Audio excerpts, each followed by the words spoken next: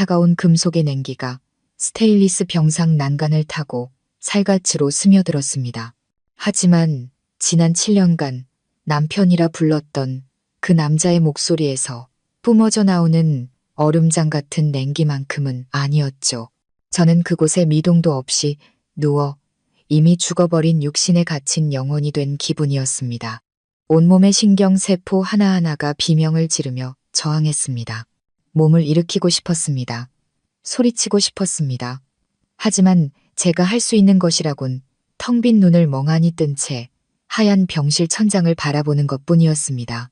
살짝 닫힌 문틈으로 박지훈, 제 남편의 목소리가 들려왔습니다.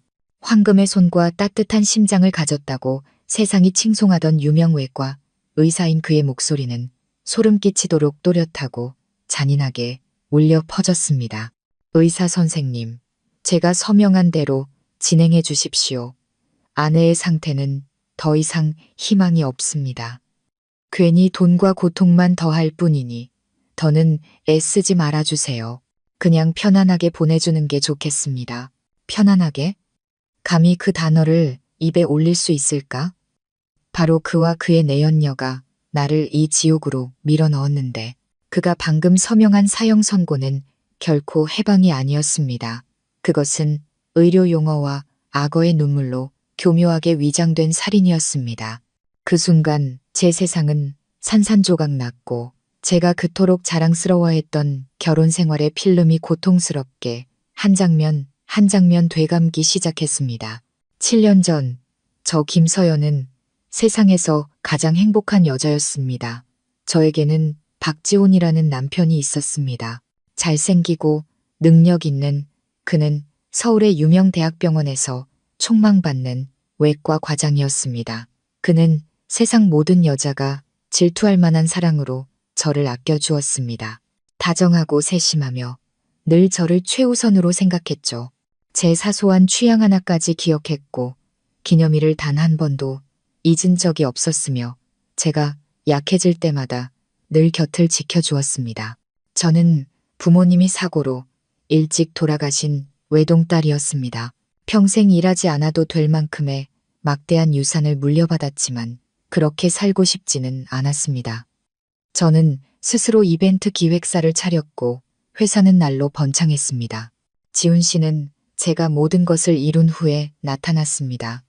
그리고 늘 제 배경이 아닌 저라는 사람 자체를 사랑한다고 말했습니다. 저는 그 말을 순진하게 온 마음을 다해 믿었습니다.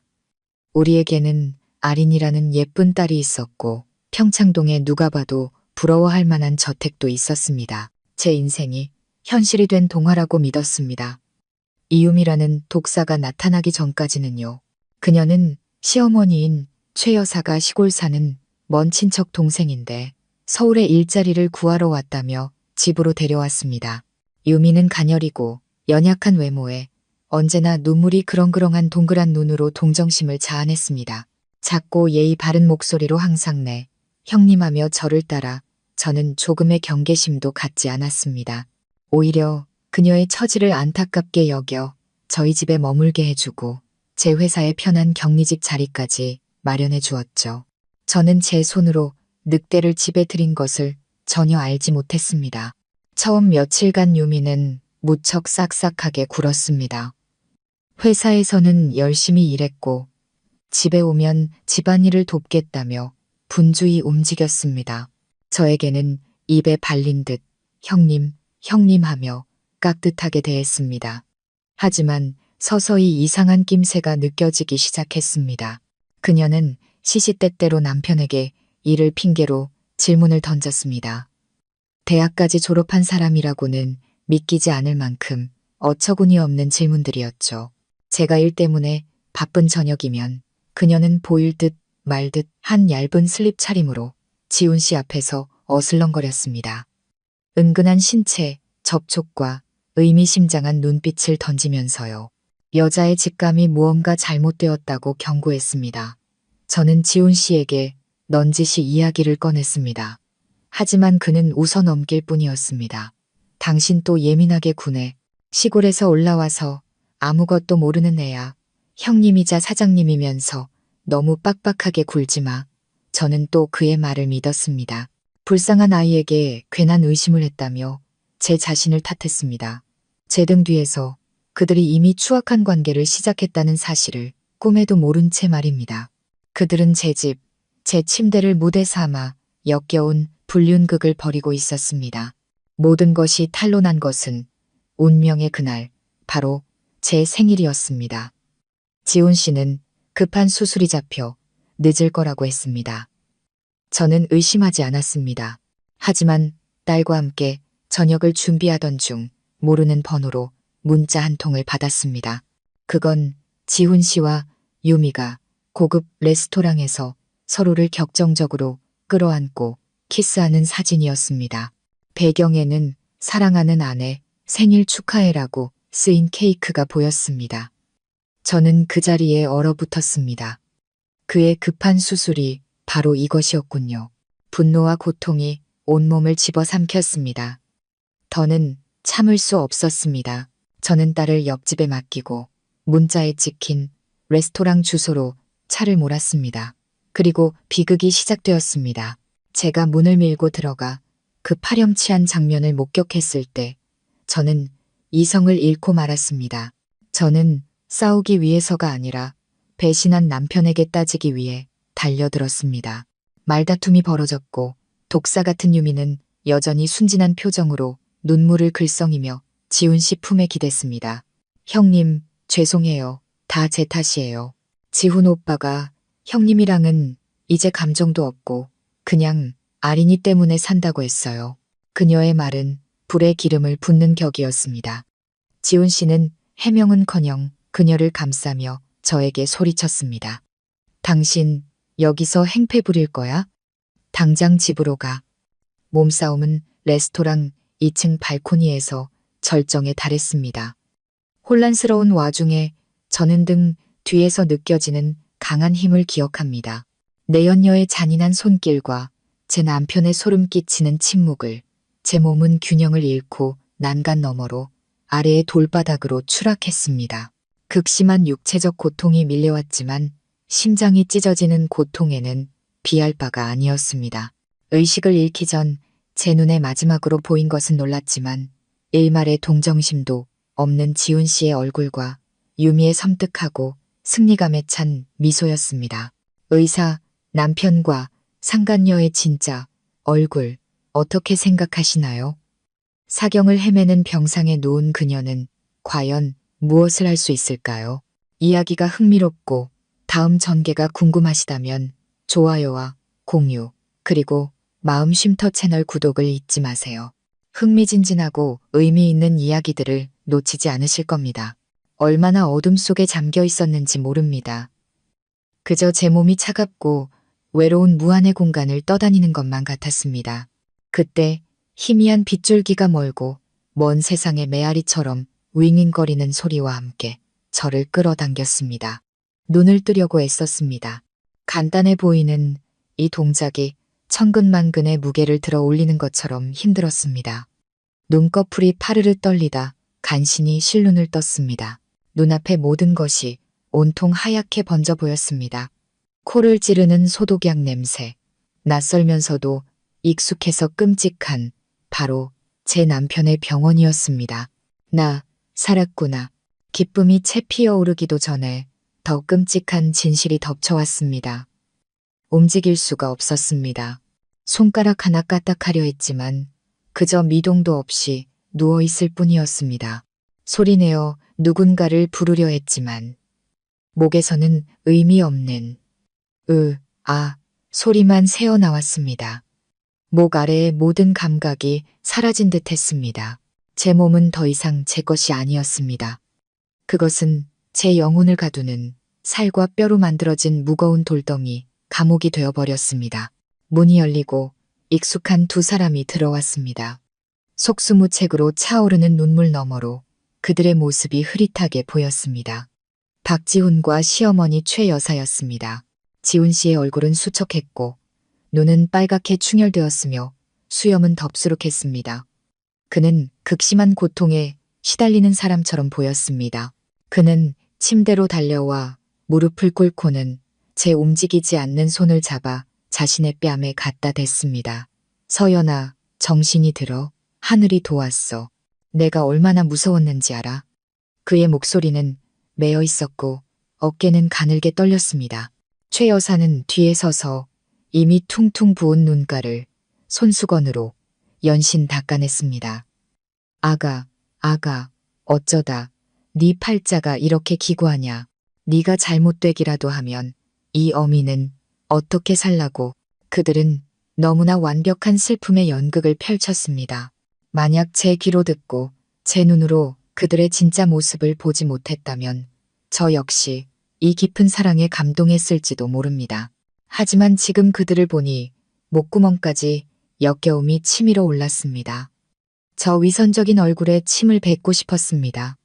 온 세상의 진실을 외치고 싶었습니다. 하지만 할 수 없었습니다. 그저 무력하게 누워 그들이 연출하는 연극을 지켜볼 수밖에 없었습니다. 나이가 지긋한 아마도 과장으로 보이는 의사가 간호사 몇 명과 함께 들어왔습니다. 그는 모니터의 수치들을 확인하더니 안타까운 눈빛으로 저를 바라봤습니다. 보호자분들은 잠시 밖으로 나가주시겠어요? 드릴 말씀이 있습니다. 지훈 씨와 최 여사는 서둘러 눈물을 닦고 의사를 따라 복도로 나갔습니다. 문은 살짝 열려 있었고 그 어느 때보다 예민해진 제 청력은 운명을 결정지을 그들의 대화를 모두 들을 수 있었습니다. 의사의 목소리가 무겁게 가라앉았습니다. 두 분께 정말 안타까운 소식을 전하게 되어 유감입니다. 김서연 환자분의 상태가 매우 위중합니다. 추락 충격으로 경추 손상이 너무 심각해 척수 손상은 거의 회복이 불가능한 수준입니다. 목 아래로 전신이 완전히 마비되었습니다. 의학적으로 환자분이 다시 움직이거나 말을 할 가능성은 거의 없다고 봐야 합니다. 현재로서는 보조장치에 의존해 생명을 유지하는 것만이 최선입니다. 죽음 같은 침묵이 흘렀습니다. 그리고 최 여사의 흐느낌이 들렸습니다. 너무나 가식적이어서 슬픈 울음소리였습니다. 세상에 어쩌면 좋아. 이어서 지훈 씨의 목소리가 들렸습니다. 너무 큰 충격을 받은 사람처럼 떨리고 중간중간 끊어지는 목소리였습니다. 선생님, 그럼 제 아내는 평생 식물인간으로 살아야 한다는 말씀이신가요? 안타깝지만 그럴 가능성이 매우 높습니다. 이 상태로 생명을 유지하는 것은 비용도 많이 들고 환자 본인도 많은 고통을 겪게 될 겁니다. 다시 한번 침묵이 흘렀습니다. 저는 그가 이 순간을 기다렸다는 것을 알았습니다. 지훈 씨가 깊은 숨을 들이쉬는 소리가 들렸고 그의 목소리가 울려 퍼졌습니다. 그 목소리에는 소름 끼치도록 숭고하고 고통스러운 감정이 담겨 있었습니다. 선생님, 제 아내가 예전에 이런 말을 한 적이 있습니다. 만약 언젠가 스스로를 돌보지 못하고 다른 사람에게 짐이 되어 살아야 한다면 차라리 죽는 게 낫다고요. 제 아내는 강하고 자존심이 강한 사람입니다. 저는 아내가 식물인간으로 고통받는 것을 참아 볼 수가 없습니다. 저는 아내의 마지막 소원을 존중해주고 싶습니다. 최 여사도 즉시 거들었습니다. 목소리는 눈물에 젖어 애절했습니다. 맞아요. 의사 선생님. 우리 며느리 너무 불쌍해요. 그냥 아이의 뜻대로 편안하게 보내주는 게 저희도 마음이 찢어지지만 다른 방법이 없네요. 안 돼. 저는 소리 없는 비명을 질렀습니다. 나는 그런 말을 한 적이 없어. 나는 살고 싶어. 나에겐 딸이 있어. 내 사랑하는 아린이가 있단 말이야. 당신들에겐 내 목숨을 결정할 권리가 없어. 저는 온 힘을 다해 소리를 내거나 아주 작은 움직임이라도 만들어내려 애썼습니다. 하지만 소용없었습니다. 이 몸은 저를 완전히 배신했습니다. 의사는 망설이는 듯했습니다. 보호자분, 이건 매우 중대한 결정입니다. 규정상 저희는 지훈 씨가 즉시 말을 잘랐습니다. 그의 목소리는 더 단호해졌습니다. 알고 있습니다. 선생님, 제가 아내의 법적 남편입니다. 저에게 모든 결정권이 있습니다. 필요한 서류를 주십시오. 제가 서명하겠습니다. 모든 책임은 제가 지겠습니다. 이게 제가 아내를 위해 해줄 수 있는 마지막 일이라고 생각하겠습니다. 서류가 스치는 소리가 들렸습니다. 그리고 만년필이 종이 위를 스치는 소리가 들렸습니다. 저승사자의 나처럼 날카로운 소리였습니다. 그가 서명했습니다. 그가 제 사형 선고서에 서명했습니다. 바로 제 앞에서 제가 그에게 부여했던 남편이라는 권리로. 문이 열리고 지훈 씨와 최 여사가 들어왔습니다. 그들의 얼굴에는 여전히 슬픔이 어려 있었습니다. 지훈 씨는 침대 곁으로 다가와 제 손을 잡고 속삭였습니다. 서연아, 날 원망하지 마. 너무 사랑해서 당신이 고통받는 걸 볼 수 없어서 이러는 거야. 저는 눈을 감았습니다. 저 역겨운 얼굴을 더는 보고 싶지 않았습니다. 이번에 찾아온 어둠은 혼수 상태의 무의식이 아니었습니다. 그것은 절망 속에서 울부짖는 영혼을 생매장하며 서서히 닫히는 무덤의 어둠이었습니다. 그 후의 나날은 끝없이 이어지는 지옥이었습니다. 저는 차가운 병상에 누운 영혼 없는 시체였습니다.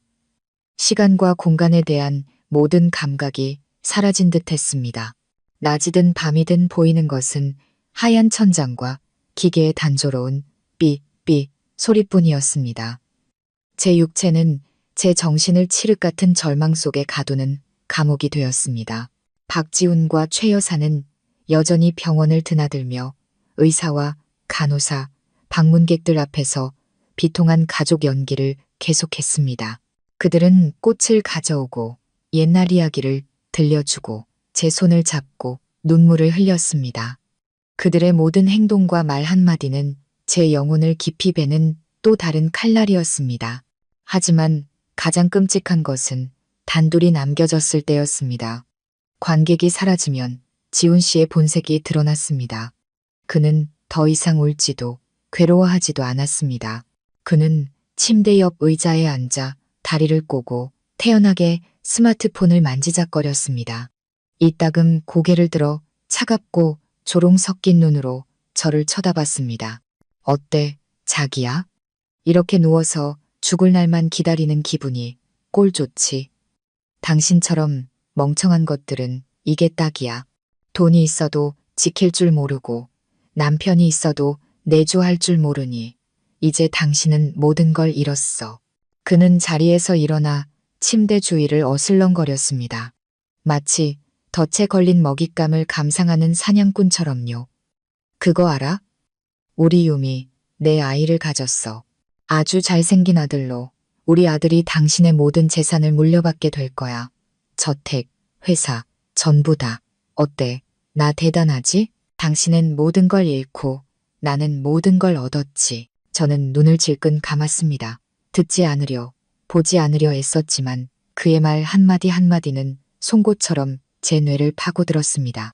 소리치고 싶고 저주를 퍼붓고 싶었지만 제가 할 수 있는 것은 그저 소리 없이 눈물을 흘리는 것뿐이었습니다. 이 무력감은 죽음보다 더 고통스러웠습니다. 한때는 정말 이대로 죽어버리고 싶었습니다. 모든 걸 놓고 이 고통스러운 나날을 끝내고 싶었습니다. 의미 없는 생명을 왜 붙들고 있어야 할까? 움직일 수도 말할 수도 없이 그저 남편이 정해준 죽음을 기다릴 뿐인데. 하지만 가장 어두운 순간 한 이미지가 저를 붙잡았습니다. 어느 날 최 여사가 제 기분 전환에 도움이 될 거라며 디지털 액자를 가져왔습니다. 그녀가 액자를 켜자 화면에 가족 사진들이 차례로 나타났습니다. 그리고 제 심장을 멎게 하는 사진 한 장이 나타났습니다. 바로 제 딸 아린이의 사진이었습니다. 3살 생일 때 제가 사준 분홍색 공주 드레스를 입고 환하게 웃고 있는 모습. 아이의 미소는 아침 햇살처럼 맑았고 까만 눈동자는 기쁨으로 반짝였습니다. 그 순간 강렬한 전류가 온몸을 관통했습니다. 아린이, 내 사랑하는 딸, 내가 너를 잊을 뻔했구나. 우리 아기는 지금 어떻게 지낼까? 누가 돌봐주고 있을까? 엄마를 찾으며 울고 있지는 않을까? 그리고 더 끔찍한 것은 아이가 저 악마 같은 아빠와 교활한 새엄마와 한 집에서 살아야 한다는 사실이었습니다. 그들이 우리 아기에게 어떻게 대할까? 그 생각에 정신이 번쩍 들었습니다. 나는 죽을 수 없어. 절대로 죽어서는 안 돼. 나는 살아야 해. 내 딸을 지키기 위해 살아야만 해. 내 딸이 저 악마들의 손에 넘어가는 것을 두고 볼 수 없어. 살아야 한다는 의지가 절망의 구름을 걷어내며 맹렬하게 타올랐습니다. 더는 죽고 싶지 않았습니다. 그 어느 때보다 더 살고 싶었습니다. 하지만 어떻게? 저는 여전히 제 몸이라는 감옥에 갇힌 죄수였습니다. 방법을 찾아야 해. 탈출구를 찾아야 해.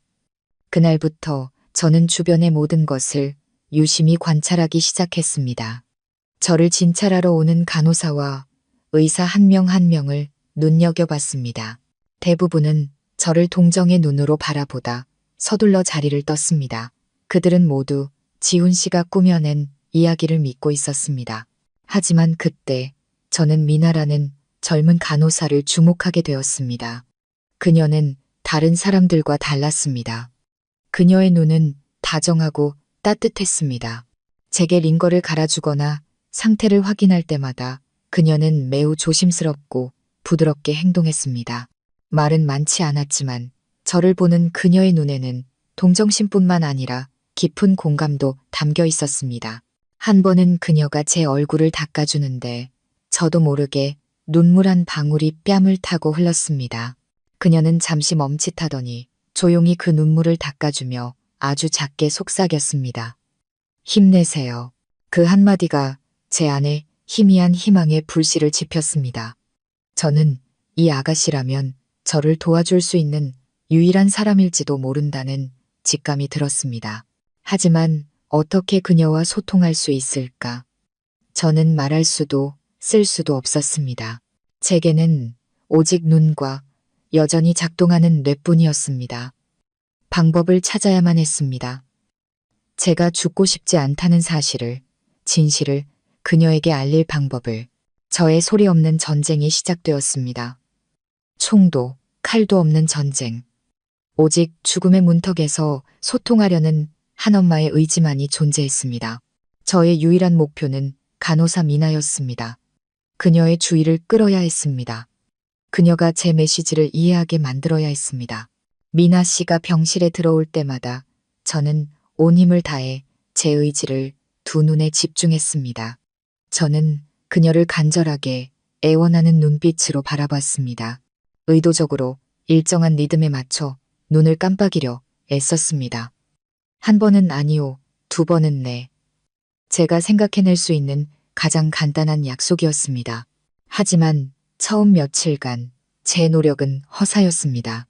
미나 씨는 그저 환자의 무의식적인 반사 행동이라고 생각하는 듯 했습니다. 그녀는 여전히 저를 다정하게 돌봤지만 제 구조 신호를 전혀 알아채지 못했습니다. 저는 좌절하지 않았습니다. 매일매일 계속했습니다. 그녀가 오늘 좀 어떠세요? 라고 물을 때마다 저는 단호하게 눈을 한 번 깜빡였습니다.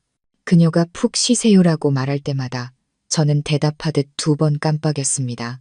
그러던 어느 날 저녁, 미나 씨가 퇴근 전 마지막으로 상태를 확인하러 들어왔습니다. 그녀는 침대 옆에 앉아 작게 한숨을 쉬었습니다. 서연 씨, 많이 힘드시죠? 제가 뭐라도 도울 수 있으면 좋을 텐데. 바로 그 순간 저는 기회가 왔음을 직감했습니다. 저는 그녀의 눈을 똑바로 바라보며 모든 정신을 집중했습니다. 그리고 눈을 두 번 깜빡였습니다. 네. 미나 씨는 조금 놀란 듯 눈을 가늘게 뜨고 저를 유심히 쳐다봤습니다. 서연 씨, 방금 저한테 신호 보내신 거 맞죠? 저는 다시 눈을 두 번 깜빡였습니다. 네. 심장이 세차게 뛰었습니다. 그녀가 알아차렸습니다. 미나 씨는 손가락을 입술에 대며 조용히 하라는 신호를 보낸 뒤 복도 쪽을 힐끗 살폈습니다. 그녀는 제 귀에 바싹 다가와 긴장된 목소리로 속삭였습니다. 저희가 하는 말 들리세요? 두 번의 깜빡임. 이해하실 수 있는 거죠. 두 번의 깜빡임. 죽고 싶지 않으신 거죠. 이번에는 그 어느 때보다 단호하고 강하게 두 번 깜빡였습니다. 미나 씨의 눈이 경악으로 커지는 것을 똑똑히 보았습니다. 그녀는 한 걸음 물러서며 믿을 수 없다는 듯 손으로 입을 막았습니다. 그녀는 복잡한 눈빛으로 저를 바라봤습니다. 두려움과 연민, 그리고 이상한 결의가 뒤섞인 눈빛이었습니다. 세상에, 그럼 그들이 했던 말은? 그녀는 말을 잇지 못했지만 저는 그녀가 의심하기 시작했다는 것을 알 수 있었습니다. 그날 밤부터 저와 미나 씨의 비밀스러운 연결이 시작되었습니다. 병실에 단둘이 있을 기회가 생길 때마다 미나 씨는 저와 소통하려 애썼습니다. 저희는 한글 자음과 모음으로 시작했습니다. 그녀가 한 글자씩 소리내어 읽으면 제가 원하는 글자가 나왔을 때 눈을 2번 깜빡였습니다. 그것은 매우 느리고 고된 과정이었습니다. 간단한 단어 하나를 만드는데도 수십 분이 걸렸습니다. 하지만 우리는 포기하지 않았습니다.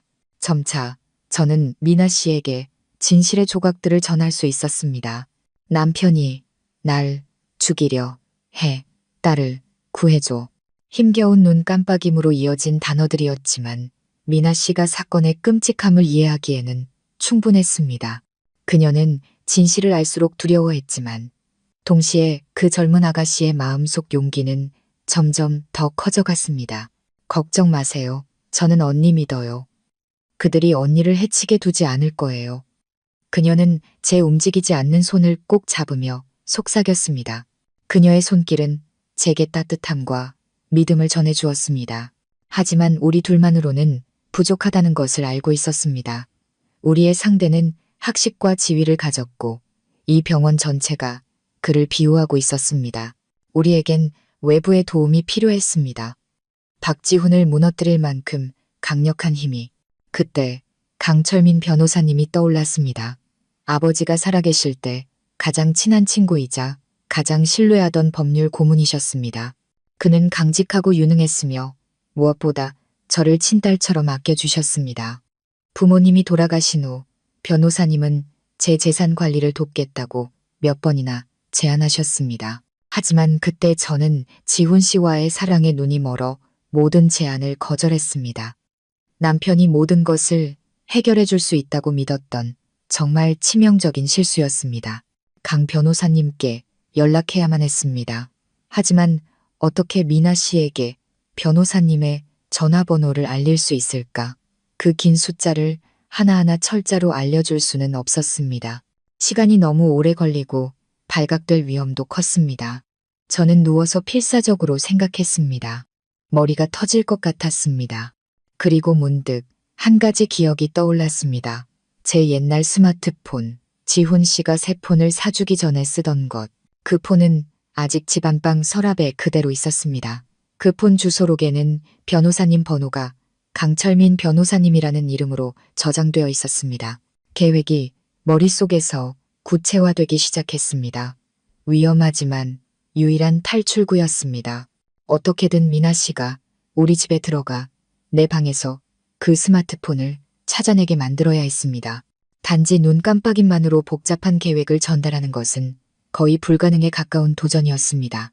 하지만 딸을 구하려는 엄마의 의지와 정의를 되찾고 싶은 갈망은 제게 초인적인 힘을 주었습니다.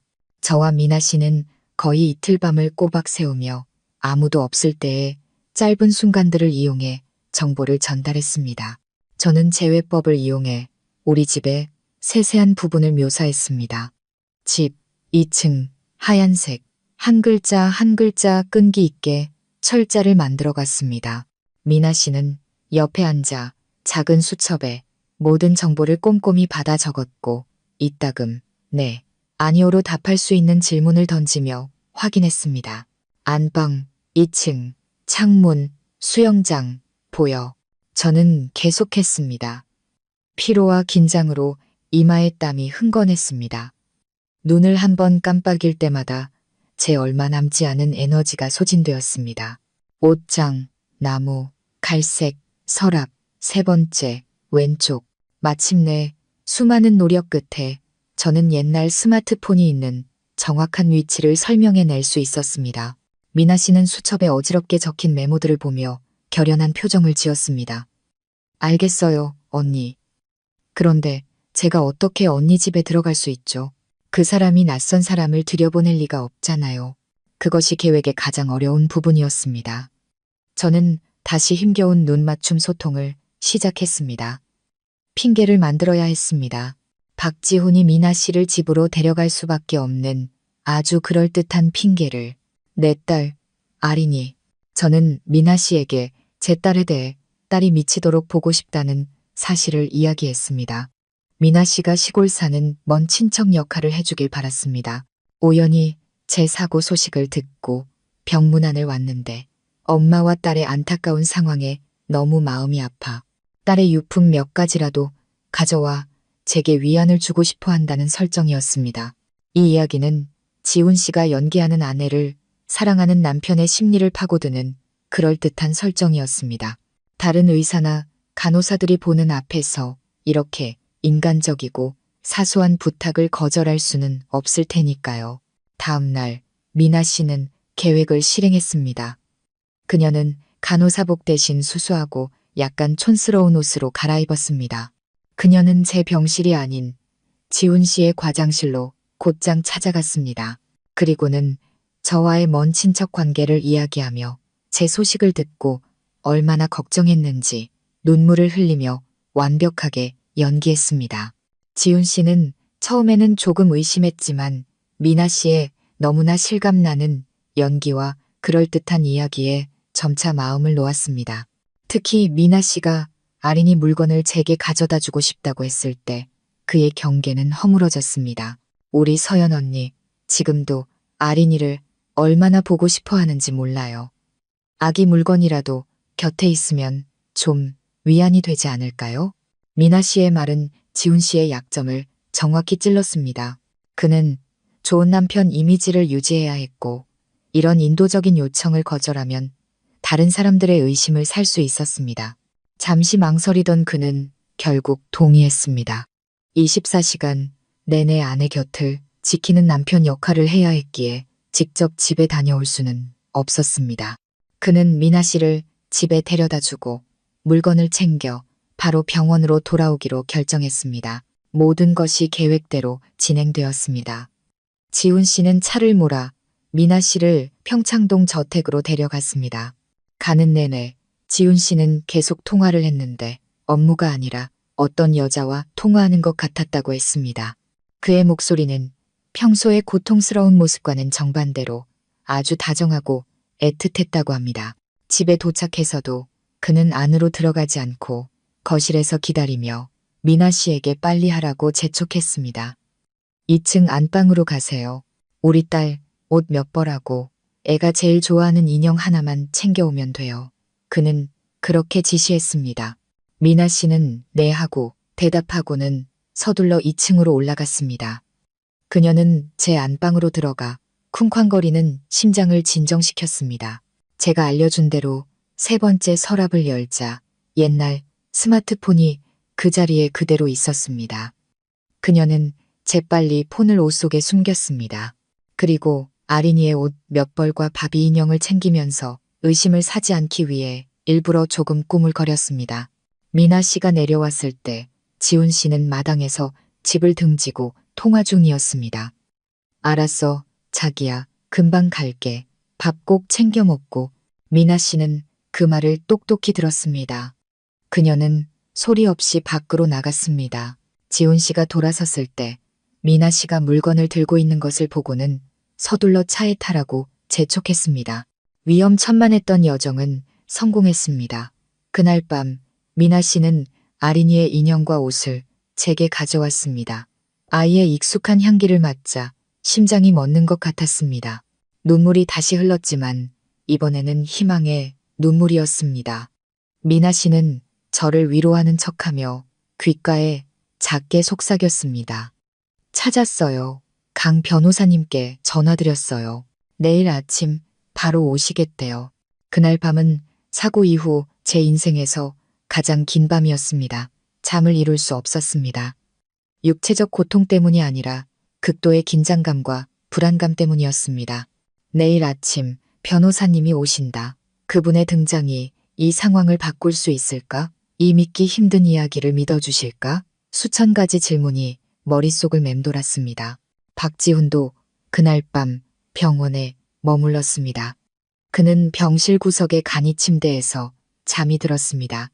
그의 규칙적인 코골이가 정적 속에서 울려 퍼졌습니다. 한때는 평화롭게 들렸던 그 소리가 이제는 역겹게만 느껴졌습니다. 저는 희미한 스탠드 불빛 아래 그를 바라보며 생각했습니다. 어떻게 인간이 저토록 완벽한 외모 아래 악마의 영혼을 숨길 수 있을. 다음날 아침 해가 뜨기도 전에 병원은 분주해지기 시작했습니다. 지훈 씨는 일찍 일어나 면도를 하고 깨끗한 옷으로 갈아입은 뒤 다시 헌신적인 남편 연기를 시작했습니다. 그는 제 얼굴을 닦아주고 사랑의 말을 속삭이며 잘 잤냐고 물었습니다. 저는 그저 눈을 감고 그의 위선을 견뎌낼 뿐이었습니다. 오전 9시쯤 지훈 씨가 저를 위해 사과를 깎고 있을 때였습니다. 문이 벌컥 열리고 검은 정장을 입은 위험 있는 무리가 들어섰습니다. 선두에는 60대 정도로 보이는 남자가 서 있었습니다. 머리는 희끗했지만 허리는 꼿꼿했고 눈빛은 날카롭고 권위가 넘쳤습니다. 몇 년 만에 뵙는 것이었지만 저는 단번에 그분을 알아볼 수 있었습니다. 강철민 변호사님이셨습니다. 변호사님은 혼자가 아니었습니다. 뒤에는 젊은 변호사 2명과 건장한 경호원 3명이 따르고 있었습니다. 그들의 갑작스러운 등장은 병실의 공기를 얼어붙게 만들었습니다. 지훈 씨는 손에 든 과도를 바닥에 떨어뜨리며 멍하니 서 있었습니다.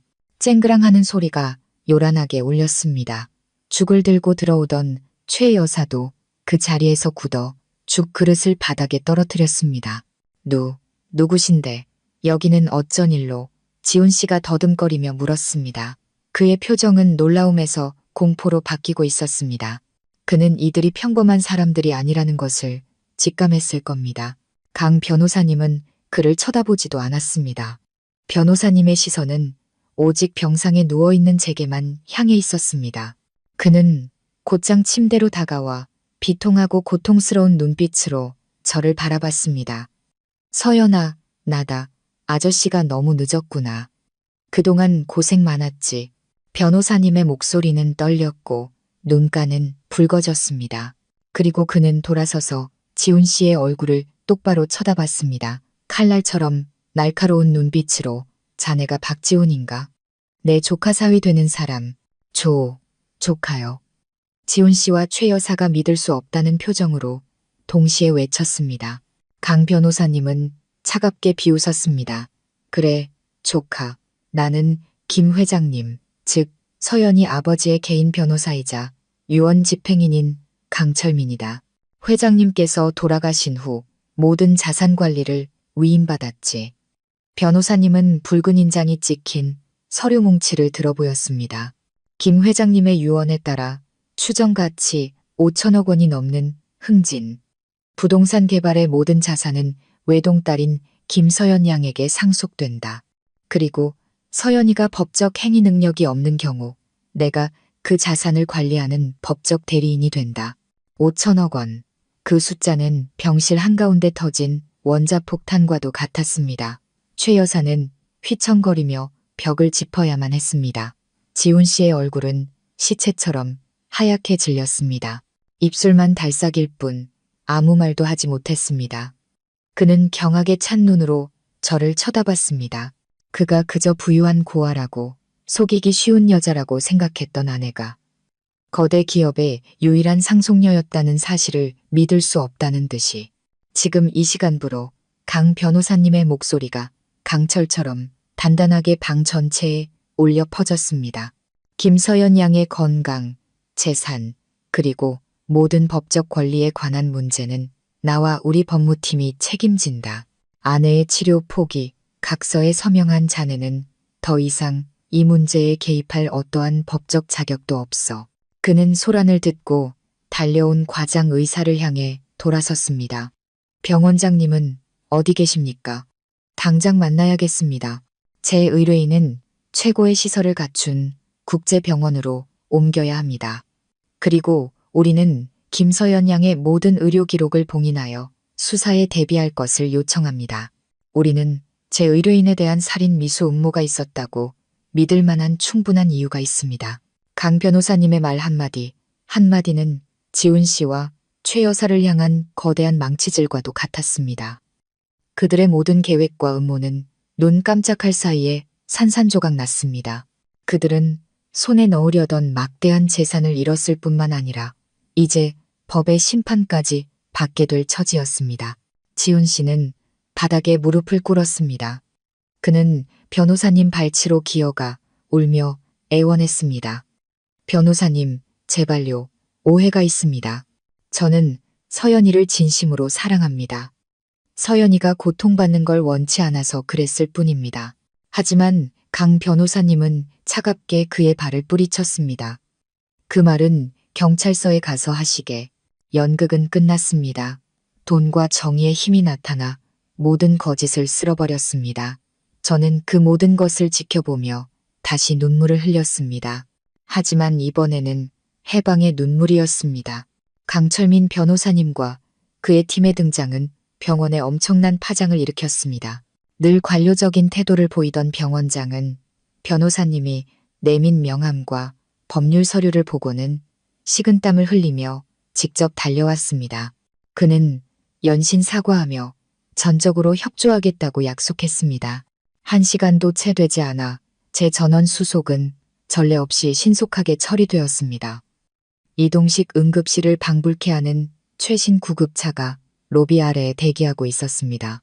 저는 훨씬 더 푹신한 새 침대로 조심스럽게 옮겨졌습니다.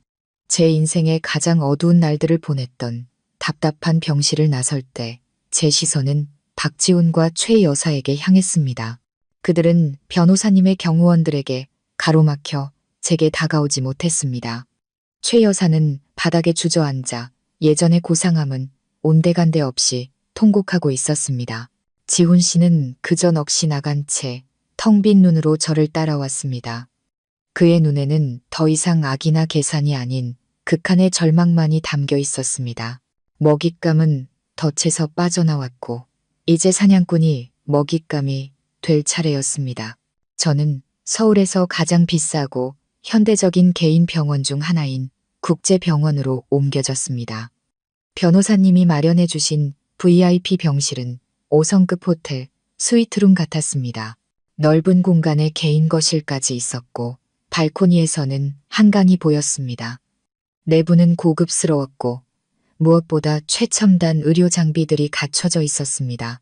신경, 척추, 재활 분야의 최고 권위자들을 포함한 최고의 의료진이 저를 위해 소집되었습니다. 각종 촬영 결과를 면밀히 검토한 후 한 노 교수님이 말했습니다. 김서연 환자분의 상태는 매우 복잡합니다. 척수 손상이 심각하지만 희망이 없는 것은 아닙니다. 최신 기술과 환자, 본인의 노력만 있다면 우리는 기적을 기대해 볼 수 있습니다. 그의 말은 여전히 조심스러웠지만 제 안에 강렬한 희망의 불꽃을 지폈습니다. 나는 할 수 있어. 반드시 해내고 말 거야. 제가 제 몸과의 새로운 전쟁을 시작하는 동안 밖에서는 강 변호사님의 법적 전쟁이 시작되었습니다. 변호사님이 가장 먼저 한 일은 지훈 씨의 모든 자산을 동결하는 것이었습니다. 그의 명의로 된 모든 은행 계좌, 신용카드, 부동산이 수사를 위해 봉쇄되었습니다. 그가 내연녀와 함께 살던 평창동 저택도 압류되었습니다. 지훈 씨와 최 여사는 하루아침에 한 푼도 없는 노숙자 신세가 되었습니다. 그들의 부귀 영화의 꿈은 산산조각 났습니다.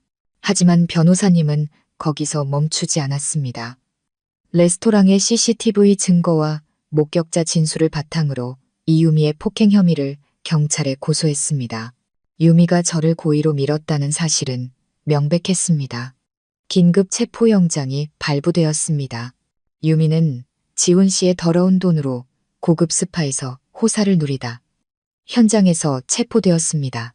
수갑이 채워질 때도 자신이 억울하다며 임신 중이라며 소리를 질렀다고 합니다. 하지만 모든 것은 너무 늦었습니다. 시어머니 최 여사는 너무 큰 충격에 혈압이 올라 입원해야 했습니다. 돈도 아들도 없이 병원에 누운 그녀는 과거 자신이 무시했던 바로 그 의료진에게 냉대를 받아야 했습니다. 지훈 씨는 집에서 쫓겨나고 재산이 동결된 후 넋나간 사람처럼 거리를 헤맸습니다. 그는 제가 있는 병원으로 찾아와 저를 만나려 했지만 전문 경호원들에게 정문에서부터 가로막혔습니다. 그는 자신이 제 남편이라며 소리치고 애원했지만 아무도 신경 쓰지 않았습니다. 유능하고 신사적이던 외과 과장의 모습은 온데간데 없고 그저 비참하고 무력한 남자만 남아 있었습니다. 하지만 저는 지훈 씨처럼 교활한 인간이 쉽게 무너지지 않을 것을 알았습니다. 그는 분명 반격할 방법을 찾을 것이었습니다. 아니나 다를까 며칠 후 인터넷에 악의적인 가짜 뉴스들이 퍼지기 시작했습니다. 제가 바람을 피우다 내연남에게 해를 입었고 지훈 씨는 억울하게 아내에게 배신당한 비운의 남편이라는 내용이었습니다. 제 가족이 돈과 권력으로 모든 죄를 그에게 뒤집어 씌우고 있다는 것이었죠. 제 명예를 훼손하고 수사기관에 압력을 넣기 위한 비열한 언론 플레이가 시작된 것입니다. 하지만 그들은 착각했습니다. 그들의 상대는 더 이상 과거의 약한 김서연이 아니었습니다. 병상에 누워 저는 그 기사들과 악성 댓글들을 하나하나 읽었습니다. 마음은 더 이상 아프지 않았고 차가운 분노만이 남았습니다. 강 변호사님이 태블릿 PC를 들고 들어오셨습니다. 저것들이 이제 막 물어뜯기 시작했구나. 서연아, 어떻게 할 생각이니? 저는 변호사님을 보며 옅은 미소를 지었습니다. 기자회견을 준비해 주세요. 이제는 제가 직접 나설 때가 된 것 같아요. 기자회견을 열겠다는 제 결정에 강 변호사님은 조금 망설였습니다. 정말 괜찮겠니, 서연아?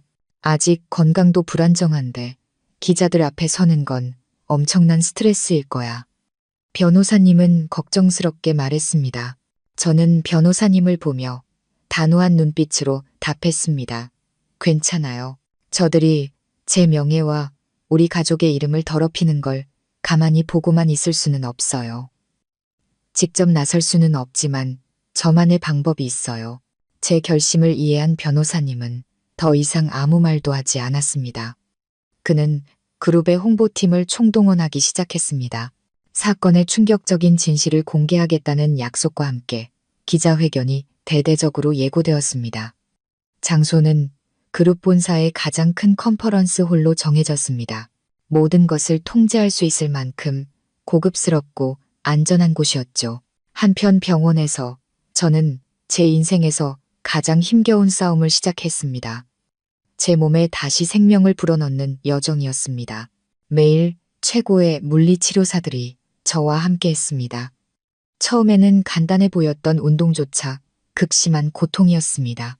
손가락 하나를 구부리려 해도 온 힘을 다해야 했고 땀으로 베개가 흠뻑 젖었습니다.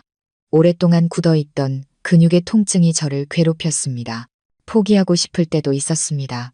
하지만 그때마다 제 사랑하는 딸 아린이의 모습이 떠올랐습니다. 아이의 미소와 맑은 눈빛은 가장 효과적인 진통제였습니다. 저는 이를 악물고 고통을 견뎠습니다.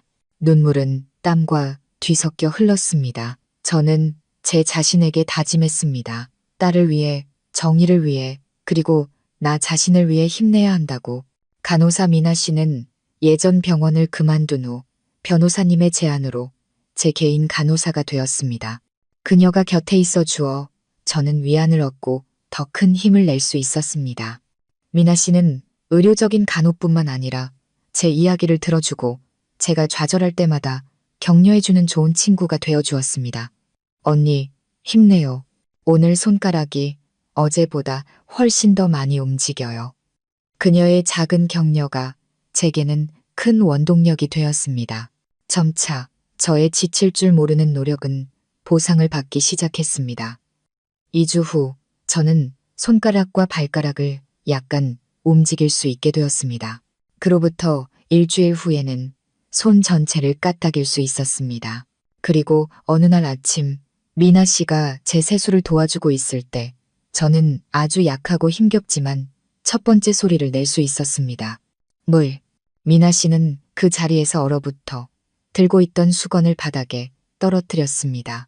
그녀는 눈을 동그랗게 뜨고 자신의 귀를 믿을 수 없다는 듯 저를 바라봤습니다. 언니, 방금 말했어요? 다시 한번 말해봐요.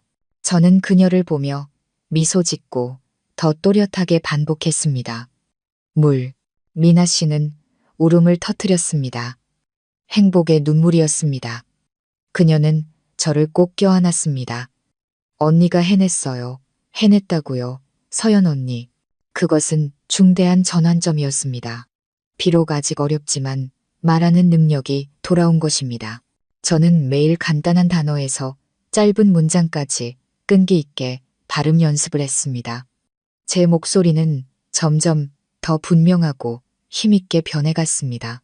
저의 부활은 시간과의 싸움이었습니다. 기자회견이 열리기 전까지 최소한 유창하게 말할 수 있을 정도로 최대한 빨리 회복해야 했습니다. 저는 그것이 제 반격의 첫 번째이자 가장 중요한 신호탄이 될 것임을 알고 있었습니다. 기자회견 당일 서울의 모든 언론이 모였습니다. 그들은 컨퍼런스 홀을 가득 메우고 카메라와 마이크를 무대로 향했습니다. 분위기는 긴장감과 기대감으로 가득했습니다. 그들은 재벌가의 스캔들, 자극적인 이야기를 찾아 이곳에 온 것이었습니다. 박지훈 측에서도 사람을 보낸 듯 했습니다. 제가 무슨 일을 벌일지 보러 온 것이겠죠. 정확히 10시 컨퍼런스 홀의 조명이 꺼졌습니다. 모든 이가 숨을 죽였습니다. 무대 중앙의 대형 스크린의 영상이 재생되기 시작했습니다. 영상에 나온 것은 제가 아니었습니다. 강 변호사님도 아니었습니다. 화면에 나타난 사람은 2주 전에 저였습니다. 병상에 미동도 없이 누워 오직 두 눈만 움직일 수 있었던 저의 모습. 영상은 매우 전문적으로 촬영되어 저와 미나 씨가 눈 깜빡임으로 소통하는 모습을 클로즈업으로 담았습니다. 제가 힘겹게 전달했던 모든 문장이 선명한 자막으로 나타났습니다. 영상은 제가 이유미에게 밀려 넘어졌던 일, 박지훈이 치료 포기 각서에 서명했던 일에 대해 이야기하는 장면을 보여주었습니다. 꾸밈없는 진실이 너무나도 생생하게 드러났습니다. 회견장은 침묵에 잠겼고 몇몇 여기자들의 흐느낌만이 들렸습니다. 영상이 끝나자 화면은 제 병실의 실시간 영상으로 전환되었습니다. 저는 침대에 등을 기대고 앉아 있었습니다. 여전히 약해 보였지만 눈빛은 그 어느 때보다 밝고 단호했습니다. 안녕하십니까? 제가 입을 열었습니다. 목소리는 아직 조금 떨렸지만 회견장의 스피커를 통해 분명하게 울려 퍼졌습니다. 저는 김서연입니다. 그리고 저는 아직 살아있습니다. 제가 살아있는 모습으로, 심지어 말을 하는 모습으로 화면에 나타나자 엄청난 충격이 회견장을 휩쓸었습니다. 회견장은 경악의 술렁임으로 가득 찼습니다. 기자들은 믿을 수 없다는 듯 서로를 쳐다봤습니다. 저는 이것이 바로 제가 원했던 효과라는 것을 알았습니다. 저는 제 신체적 약점을 가장 날카로운 미디어 무기로 바꾼 것입니다. 여러분께서 방금 보신 것은 영화가 아닙니다. 저는 계속해서 말했습니다. 목소리는 점점 더 힘을 얻어갔습니다. 그것은 진실입니다. 제가 제 남편의 병원에서 제가 가장 믿었던 사람의 손에 의해 겪어야 했던 일들의 진실입니다. 저는 제 고통을 장황하게 늘어놓지 않았습니다. 대신 무대에 앉아 계신 강 변호사님께 나머지 부분을 맡겼습니다. 변호사님이 위엄있고 당당한 모습으로 일어섰습니다. 그는 화려한 미사여구를 사용하지 않았습니다. 그저 부인할 수 없는 증거들과 함께 사실만을 담담하게 설명했습니다. 기자 여러분, 변호사님이 입을 열었습니다. 오늘 저희가 여러분을 모신 것은 떠도는 뜬 소문을 해명하기 위함이 아닙니다. 저희는 오늘 치밀하고 잔인하게 계획된 사기 및 재산 편취, 음모에 대한 증거를 공개하기 위해 이 자리에 섰습니다. 첫 번째 증거로 제 전체 의료 기록과 독립적인 의료위원회의 소견서가 공개되었습니다.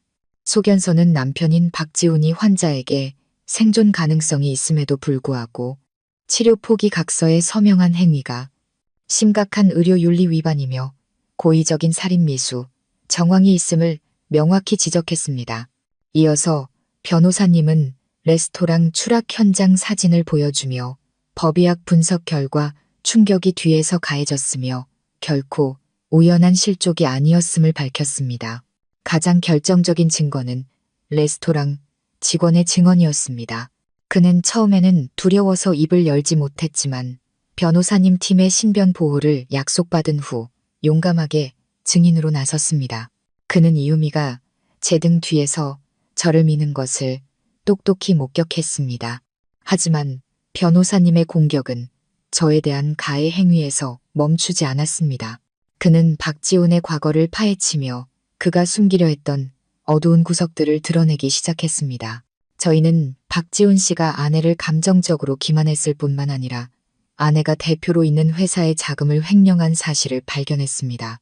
변호사님이 발표하자 대형 스크린에 다시 은행 거래 내역과 유령 계약서로 위장된 송금 증빙 자료들이 나타났습니다. 제 이벤트 기획사에서 빠져나간 돈은 여러 개의 차명 계좌를 거쳐 갓 설립된 한 투자 컨설팅 회사로 흘러들어갔습니다.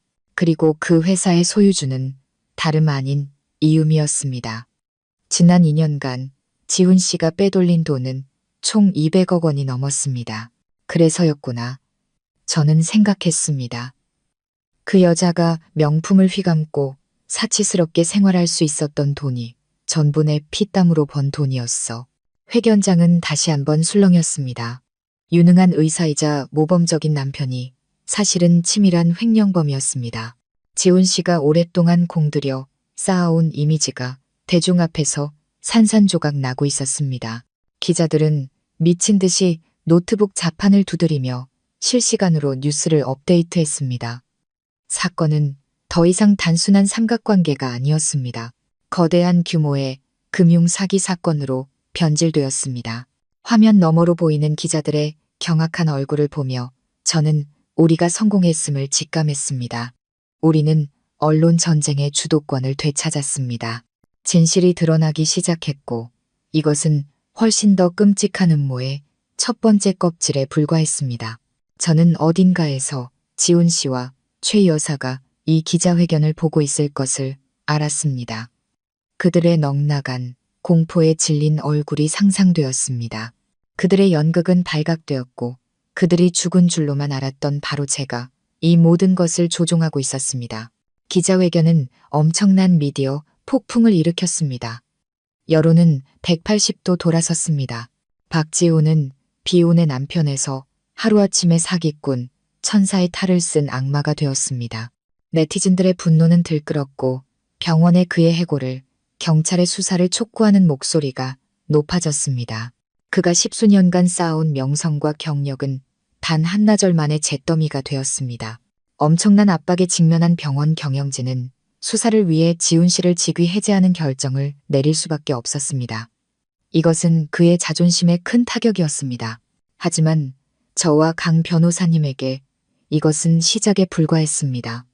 우리는 지훈 씨의 교활한 성격상 그가 쉽게 죄를 인정하지 않을 것을 알았습니다. 그는 모든 죄를 이유미에게 뒤집어 씌워 그녀를 유일한 주범으로 만들려 할 것이었습니다. 우리에게는 더 확실한 증거가 필요했습니다. 그들의 범죄, 네트워크 전체를 폭로할 수 있는 증거가. 변호사님의 조사팀은 이유미의 과거를 깊이 파고들기 시작했습니다. 그들은 그녀가 시골에 있을 때부터 서울에 올라오기까지의 행적을 쫓았습니다. 그리고 그들이 발견한 사실은 그녀가 진짜 선수라는 것을 보여주었습니다. 상습적인 사기꾼이었죠. 이유미는 그녀가 연기했던 것처럼 순진한 시골 처녀가 아니었습니다. 그녀는 고향에서 결혼한 적이 있었고 남편은 순박하고 성실한 농부였습니다. 남편의 땅 판 돈을 꽤 많이 가로챈 후 그녀는 남편과 어린 자식을 버리고 도시로 도망쳤습니다. 서울에 와서도 그녀는 미모와 연기력을 무기로 돈 많고 순진한 남자들을 여러 만났습니다. 항상 보호가 필요한 불쌍한 여자인 척 연기하며 돈을 챙긴 후에는 흔적도 없이 사라졌습니다. 박지훈은 그녀의 여러 먹잇감 중 하나였지만 가장 큰 먹잇감이었을 뿐입니다. 하지만 가장 충격적인 발견은 이유미와 시어머니 최 여사의 진짜 관계였습니다. 그들은 최 여사가 말했던 것처럼 먼 친척이 아니었습니다. 변호사님 팀이 확보한 DNA 증거는 충격적인 사실을 밝혔습니다. 이유미는 바로 최 여사의 친딸이었습니다. 그녀가 지훈 씨의 아버지와 결혼하기 전 다른 남자와의 사이에서 낳은 딸. 그녀는 이 딸을 시골 친척집에 버려두고 키우게 했습니다. 그리고 훗날 제가 부유하다는 것을 알고 딸을 다시 데려와 이 무서운 음모를 꾸민 것이었습니다. 두 모녀는 어려운 사촌 동생 연극을 함께 꾸며 이유미가 당당하게 제 집에 들어올 수 있도록 했습니다. 그들의 목표는 명확했습니다. 이유미의 미모로 지훈 씨를 유혹하고 제 가정을 파괴한 뒤 최종적으로 제 모든 재산을 차지하는 것이었습니다. 탐욕스럽고 이기적인 지훈 씨는 그들이 파놓은 덫에 빠지는데 오랜 시간이 걸리지 않았습니다. 그는 자신의 친어머니 그리고 내연녀와 결탁하여 평생을 함께한 아내를 해치려 한 것입니다. 이 진실은 너무나 끔찍해서 저조차도 믿을 수가 없었습니다. 저는 독사들의 소굴에서 살았던 것입니다. 모든 감정과 관계가 거짓과 음모 위에 세워진 곳에서 제가 항상 존경했던 시어머니가 사실은 이 모든 것을 배후에서 조종한 주범이었습니다.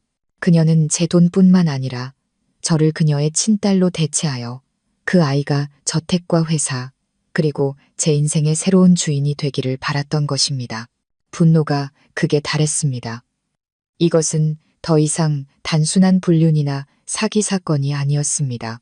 이것은 조직적인 범죄였고 차갑고 비인간적으로 세세한 부분까지 계산된 음모였습니다. 강 변호사님이 걱정스러운 눈으로 저를 바라봤습니다. 이제 우리는 저 세 사람을 모두 법정에 세울 충분한 증거를 확보했어. 지금 당장 움직일까? 저는 한동안 침묵했습니다.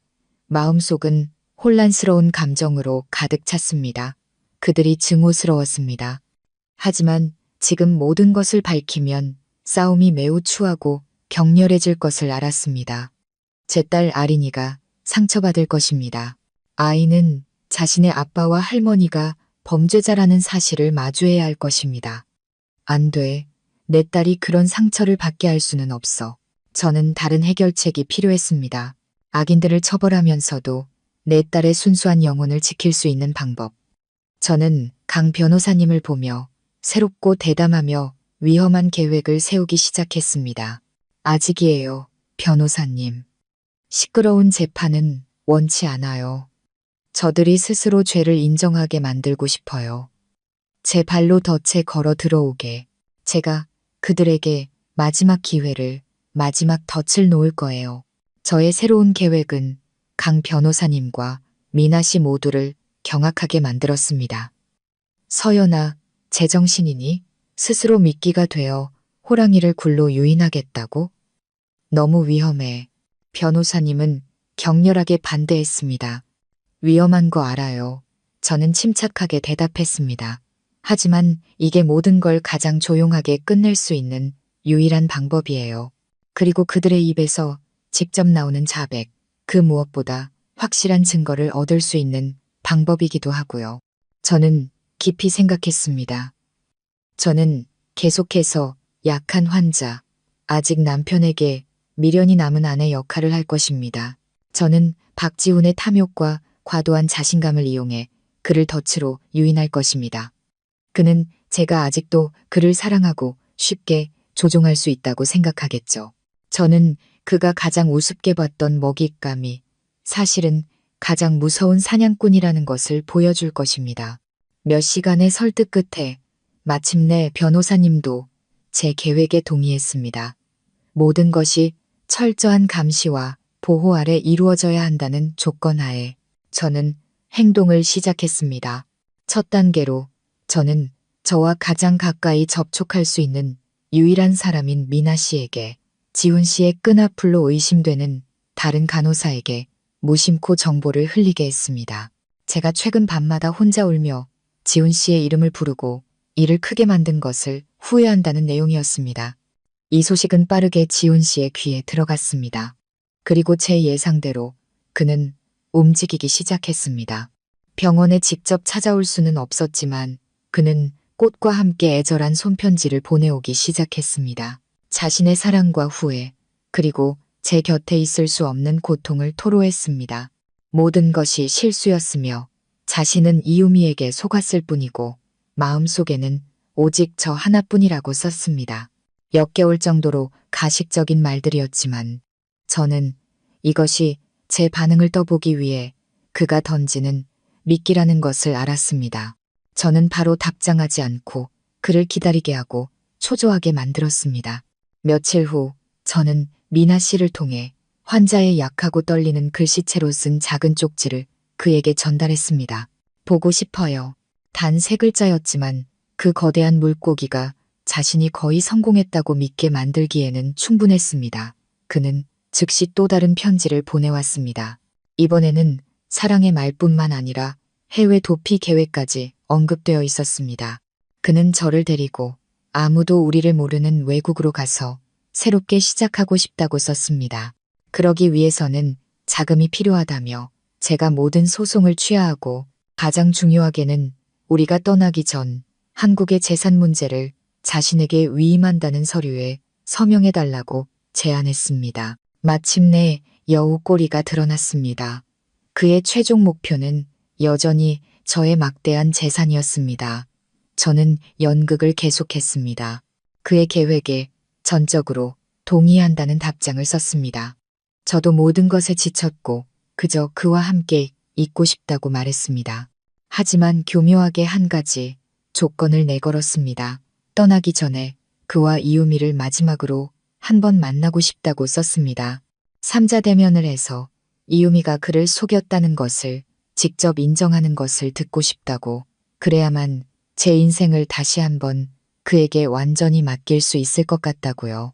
저는 만남의 장소로 강변의 한 저택을 제안했습니다. 아버지가 남기신 부동산 중 하나로 조용하면서도 제 성의를 보여주기에 충분히 고급스러운 곳이었습니다. 이것은 다소 이상한 요구였지만 제가 여전히 자신을 맹목적으로 사랑한다고 믿는 지훈 씨에게는 완전히 그럴듯하게 들렸을 겁니다. 그는 이것이 한 여자의 마지막 질투, 물러서기 전 자신의 위치를 확인하려는 행동이라고 생각했을 겁니다. 그는 조금의 의심도 없이 흔쾌히 동의했습니다. 그 저택이 이미 변호사님 팀에 의해 수십 개의 카메라와 녹음기가 곳곳에 숨겨진 완벽한 덫으로 변했다는 사실을 꿈에도 모른 채 마지막 연극의 무대는 준비되었고 주연 배우들도 역할을 받았습니다. 이제 막이 오르기만을 기다릴 뿐이었습니다. 약속한 날이 마침내 다가왔습니다. 비가 그친 주말 오후에 서울, 공기는 맑고 시원했습니다. 저는 구급차를 타고 강변 저택으로 옮겨졌습니다. 여전히 특별한 보살핌이 필요한 중환자 역할을 하면서요. 변호사님과 그의 팀은 이미 정원사, 경호원, 서비스 직원으로 위장해 현장에 도착해 있었습니다. 모든 것이 세세한 부분까지 준비되었습니다.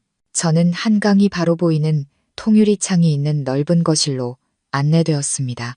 저는 휠체어에 앉아 얇은 담요를 두르고 있었고 얼굴은 더 창백하고 약해 보이도록 화장했습니다. 초소형 카메라는 제 머리핀에, 또 다른 녹음기는 무릎 위에 놓인 핸드백에 은밀하게 설치되었습니다. 정확히 오후 3시 박지훈과 이유미의 차가 들어왔습니다. 그들은 차에서 내려 매우 의기양양하게 팔짱을 끼고 걸어왔습니다. 이유미는 몸에 꼭 끼는 인부복을 입고 노골적인 도발처럼 계속해서 부른 배를 쓰다듬었습니다. 지훈 씨는 저를 보며 약간의 연민과 승리자의 만족감이 뒤섞인 눈빛을 보냈습니다. 몸은 좀 어때? 그는 제 곁으로 다가와 가식적으로 다정한 목소리로 물었습니다. 저는 그를 올려다보며 눈물을 글썽였습니다. 당신을 보니 훨씬 나아졌어요. 그리고 저는 팔짱을 낀 채 비웃고 있는 이유미를 향해 고개를 돌렸습니다. 당신도 왔군요. 와줘서 고마워요. 유미는 입술을 삐죽였습니다. 언니가 부르니 왔죠. 할 말 있으면 빨리 해요. 나 시간 별로 없으니까. 그녀의 무례한 태도가 바로 제가 필요했던 것이었습니다. 저는 억울한 목소리로 지훈 씨를 바라봤습니다. 여보, 저 사람 좀 봐요. 지훈 씨는 서둘러 유미에게 조용히 하라는 신호를 보내고 저를 달랬습니다. 됐어, 됐어. 신경 쓰지 마. 유미가 임신해서 좀 예민해졌어.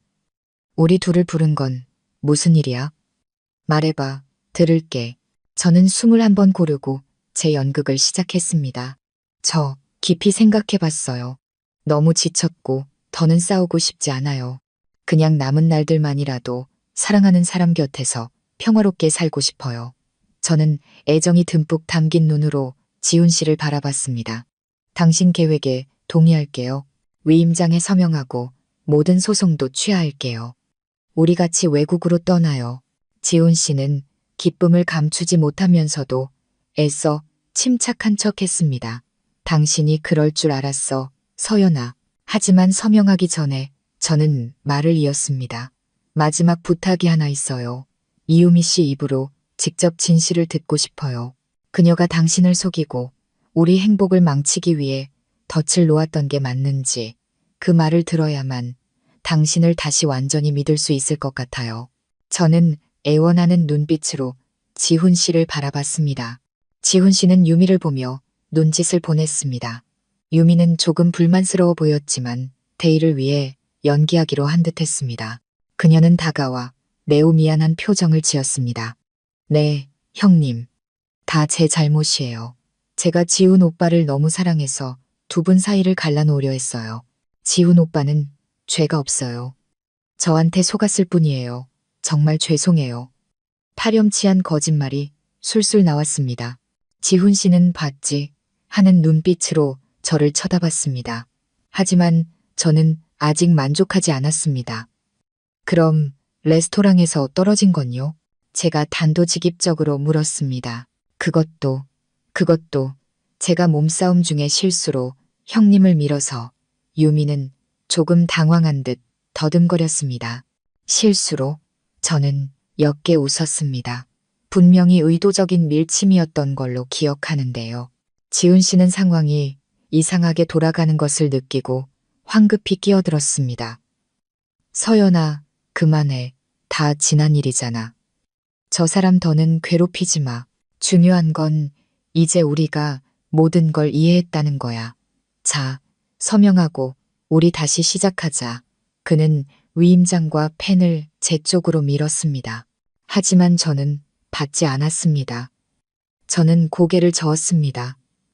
아직 못 믿겠어요. 두 사람이 모든 계획을, 저 여자가 우리 집에 어떻게 들어왔는지부터 당신들이 나를 어떻게 속였는지까지 전부 다 말해주기 전까지는요. 하나도 빠짐없이 다 듣고 싶어요. 그걸 마지막 고해성사라고 생각하고 제가 당신들을 완전히 용서할 수 있게. 제 요구에 두 사람은 잠시 멈칫했습니다. 하지만 저의 약한 모습 속 단호함과 눈앞에 놓인 막대한 재산의 유혹 앞에서 탐욕이 신중함을 이겼습니다. 지훈 씨는 유미를 보며 고개를 끄덕였습니다. 그는 이번 한 번만 제 요구를 들어주면 모든 것이 끝날 것이라고 생각했습니다. 그가 고개를 끄덕이는 순간이 스스로 덫에 발을 들여놓는 순간이라는 것을 알지 못한 채 좋아. 당신이 듣고 싶다면 말해주지. 박지훈의 목소리가 울려 퍼졌습니다. 그 목소리에는 거만할 정도의 자신감이 담겨 있었습니다. 그는 자신이 공들여 파놓은 덫으로 스스로 걸어 들어가고 있다는 사실을 전혀 눈치채지 못했습니다. 지금 그에게 저는 마지막 숨을 몰아쉬는 기진맥진한 먹잇감일 뿐이었습니다. 그리고 이 요구는 죽기 직전의 인간이 마지막으로 가련한 진실이라도 붙잡고 눈을 감으려는 약한 발버둥에 불과하다고 생각했을 겁니다. 그는 가죽 안락의자를 끌어와 제 맞은편에 여유롭게 앉아 다리를 꼬았습니다.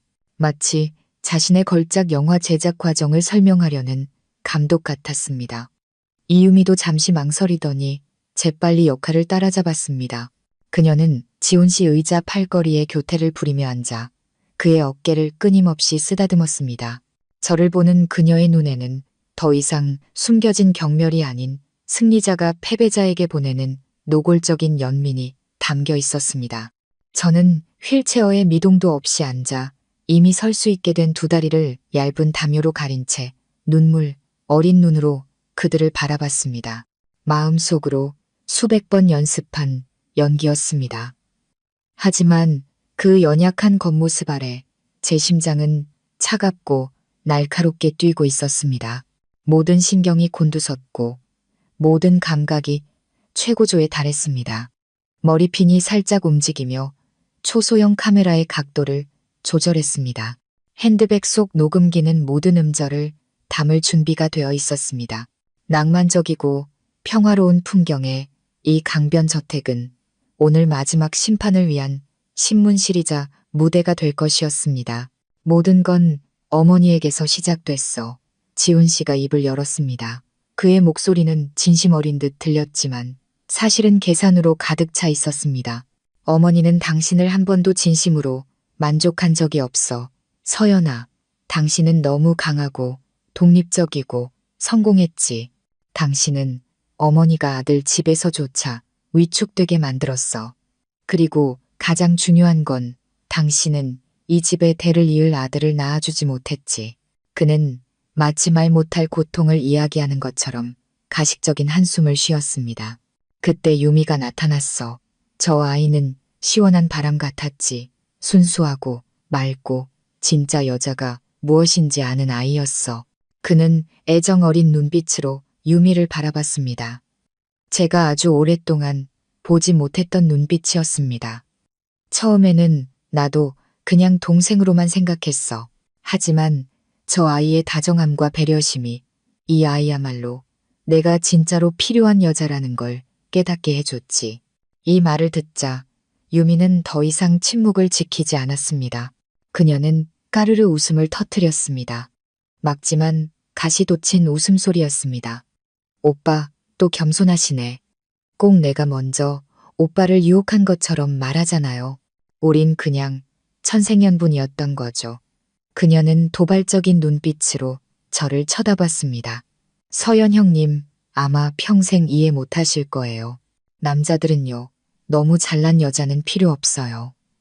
기댈 어깨가 필요하고 때로는 애교도 부리고 약한 모습도 보여줄 줄 아는 여자가 필요한 거죠. 보세요.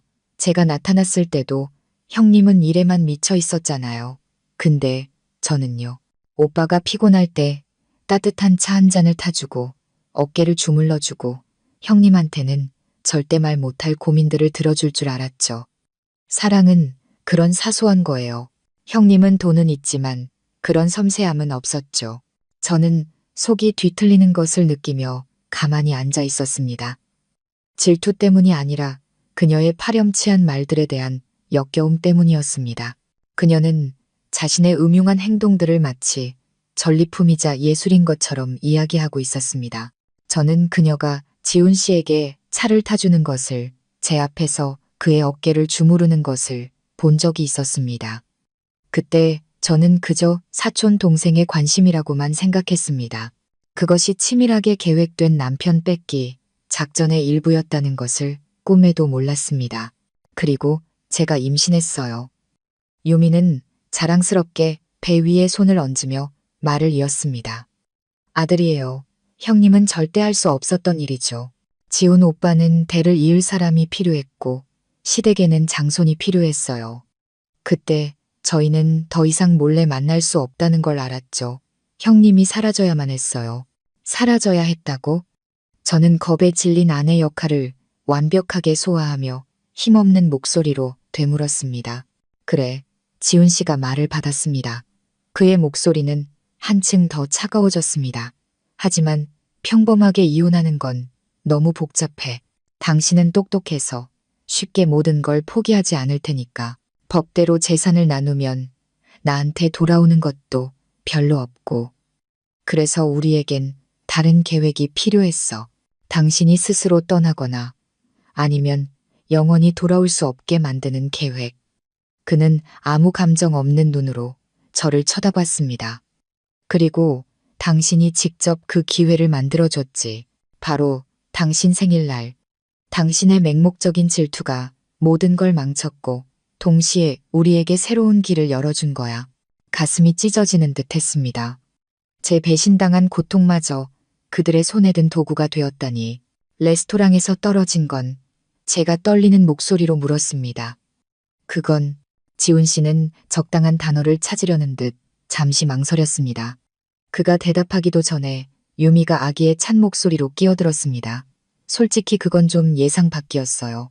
원래 계획은 그냥 몸싸움을 벌여서 지훈 오빠가 당신은 의부증이 심해서 더는 못 살겠다고 말할 명분을 만드는 거였는데 형님이 그렇게 약할 줄은 몰랐죠. 제가 살짝 밀었는데 그냥 난간 너머로 날아가 버리더라고요.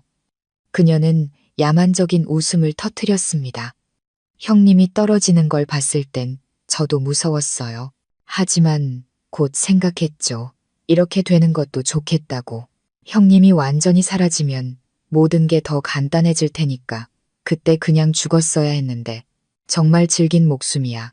그녀의 말 한마디, 한마디는 수천 개의 바늘이 되어 제 살을 찔렀습니다. 저는 소리치지 않기 위해 피맛이 느껴질 때까지 아래 십수를 깨물어야 했습니다. 이 여자의 잔인함은 끝이 없었습니다. 저는 지훈 씨를 보며 그의 눈에서 일말의 혐오감이나 후회라도 찾아보려 했습니다. 하지만 없었습니다. 그는 그저 어깨를 으쓱할 뿐이었습니다. 너무나 태연한 몸짓이었습니다. 이미 일어난 일이잖아.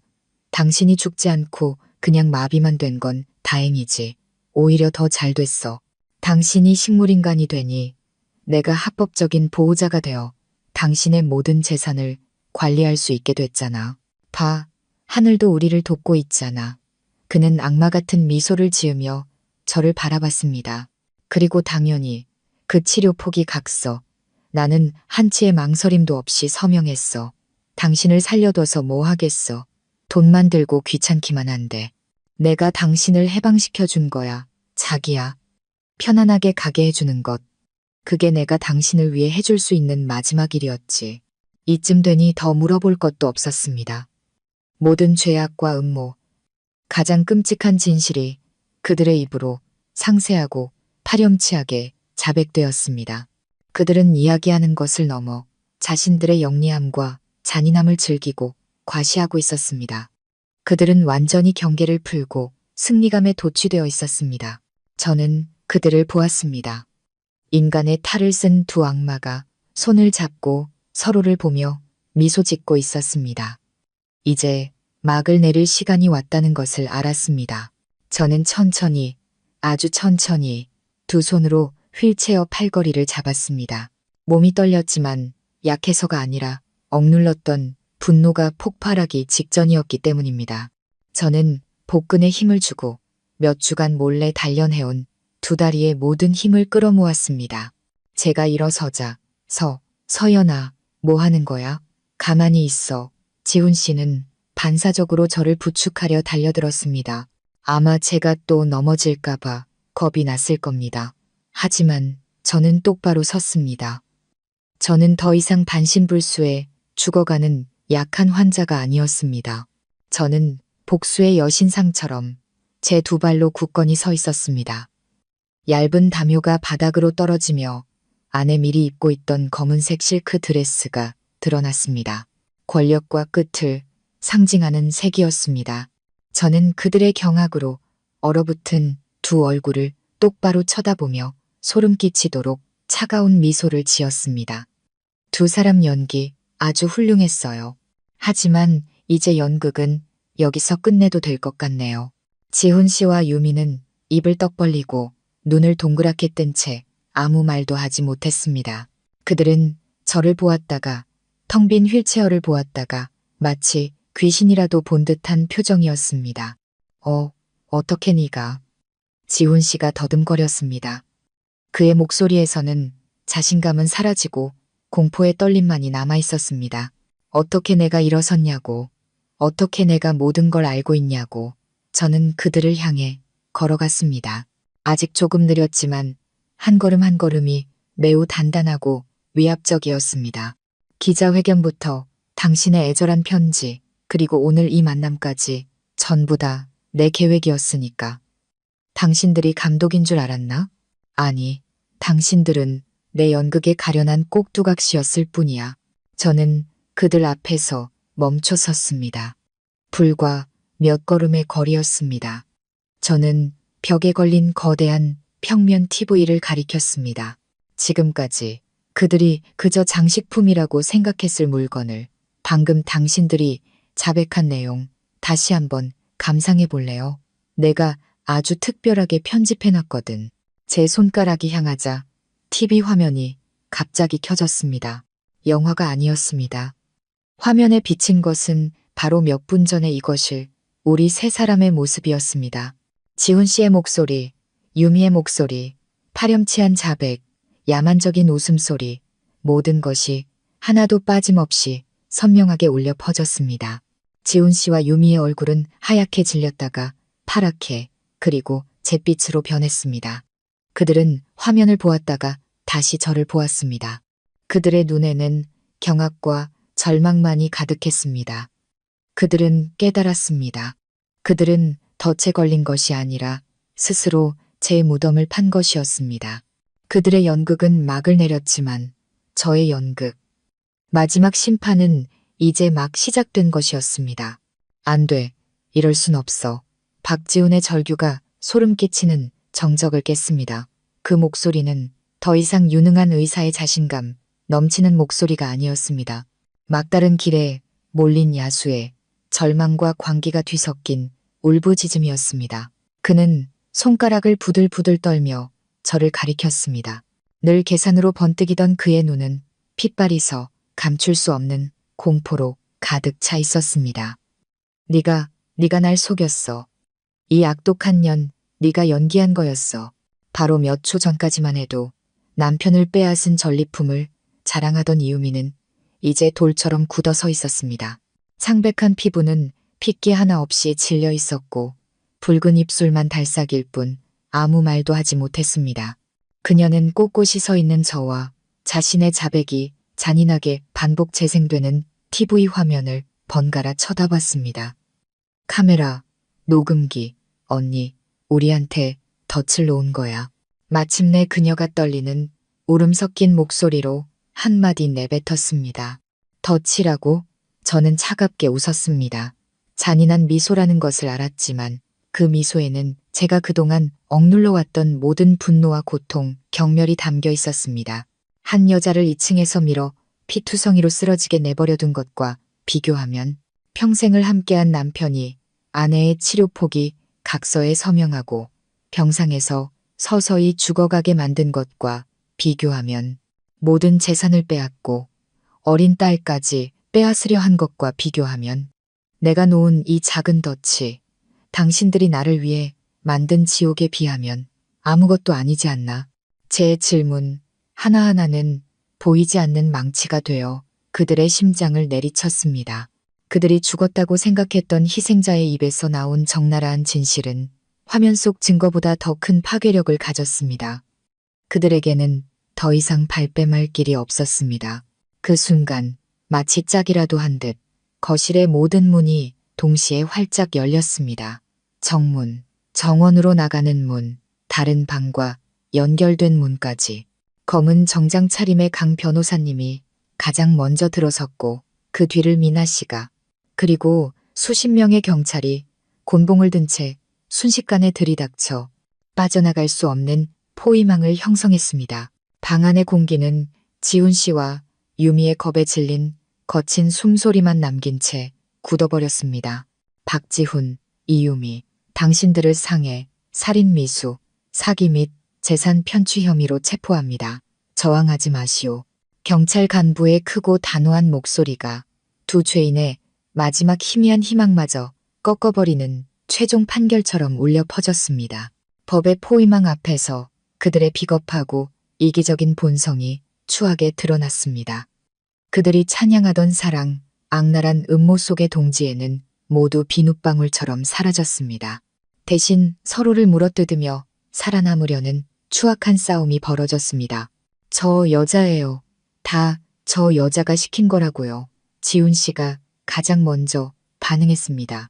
그는 돌아서서 더 이상 애정 없는 눈으로 유미의 얼굴을 가리키며 미친 사람처럼 소리쳤습니다.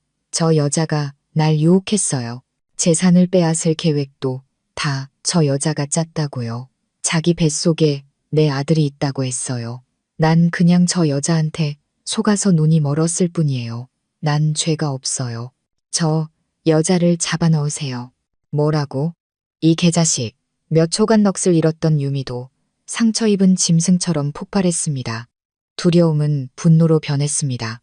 그녀는 지훈 씨에게 달려들어 한때 그토록 사랑했던 그의 잘생긴 얼굴을 날카로운 손톱으로 핥히었습니다. 너야, 병든 마누라가 지긋지긋하다고 한 건 바로 너였어. 그 여자 재산 전부 차지해서 우리 둘이 멀리 도망가자고 한 것도 너였잖아. 나랑 내 아들한테 부유한 삶을 약속하고 나랑 결혼하겠다고 했잖아. 이 비열한 놈, 이제 와서 모든 죄를 나한테 뒤집어 씌워. 내가 바보인 줄 알아? 수십 명의 경찰 앞에서 추악한 난투극이 싸구려 연극이 펼쳐졌습니다. 그들은 더 이상 천생연분이 아니라 희미한 생존의 기회를 잡기 위해 서로를 미친 듯이 물어뜯는 두 마리 야수였습니다. 그들은 서로를 저주하며 함께 꾸몄던 모든 비밀과 추악한 음모를 폭로하며 상대를 비난했습니다. 비명과 욕설, 울음소리가 뒤섞여 붕괴의 혼란스럽고 역겨운 합창을 만들어냈습니다. 경찰들이 힘겹게 그들을 떼어놓아야만 했습니다. 비싼 정장은 구겨지고 넥타이는 비뚤어졌으며 얼굴에는 피 맺힌 손톱 자국이 선명한 지훈 씨. 머리는 산발이 되고 눈물과 몸싸움으로 화장이 번져 시장에 미친 여자 같아 보이는 유미.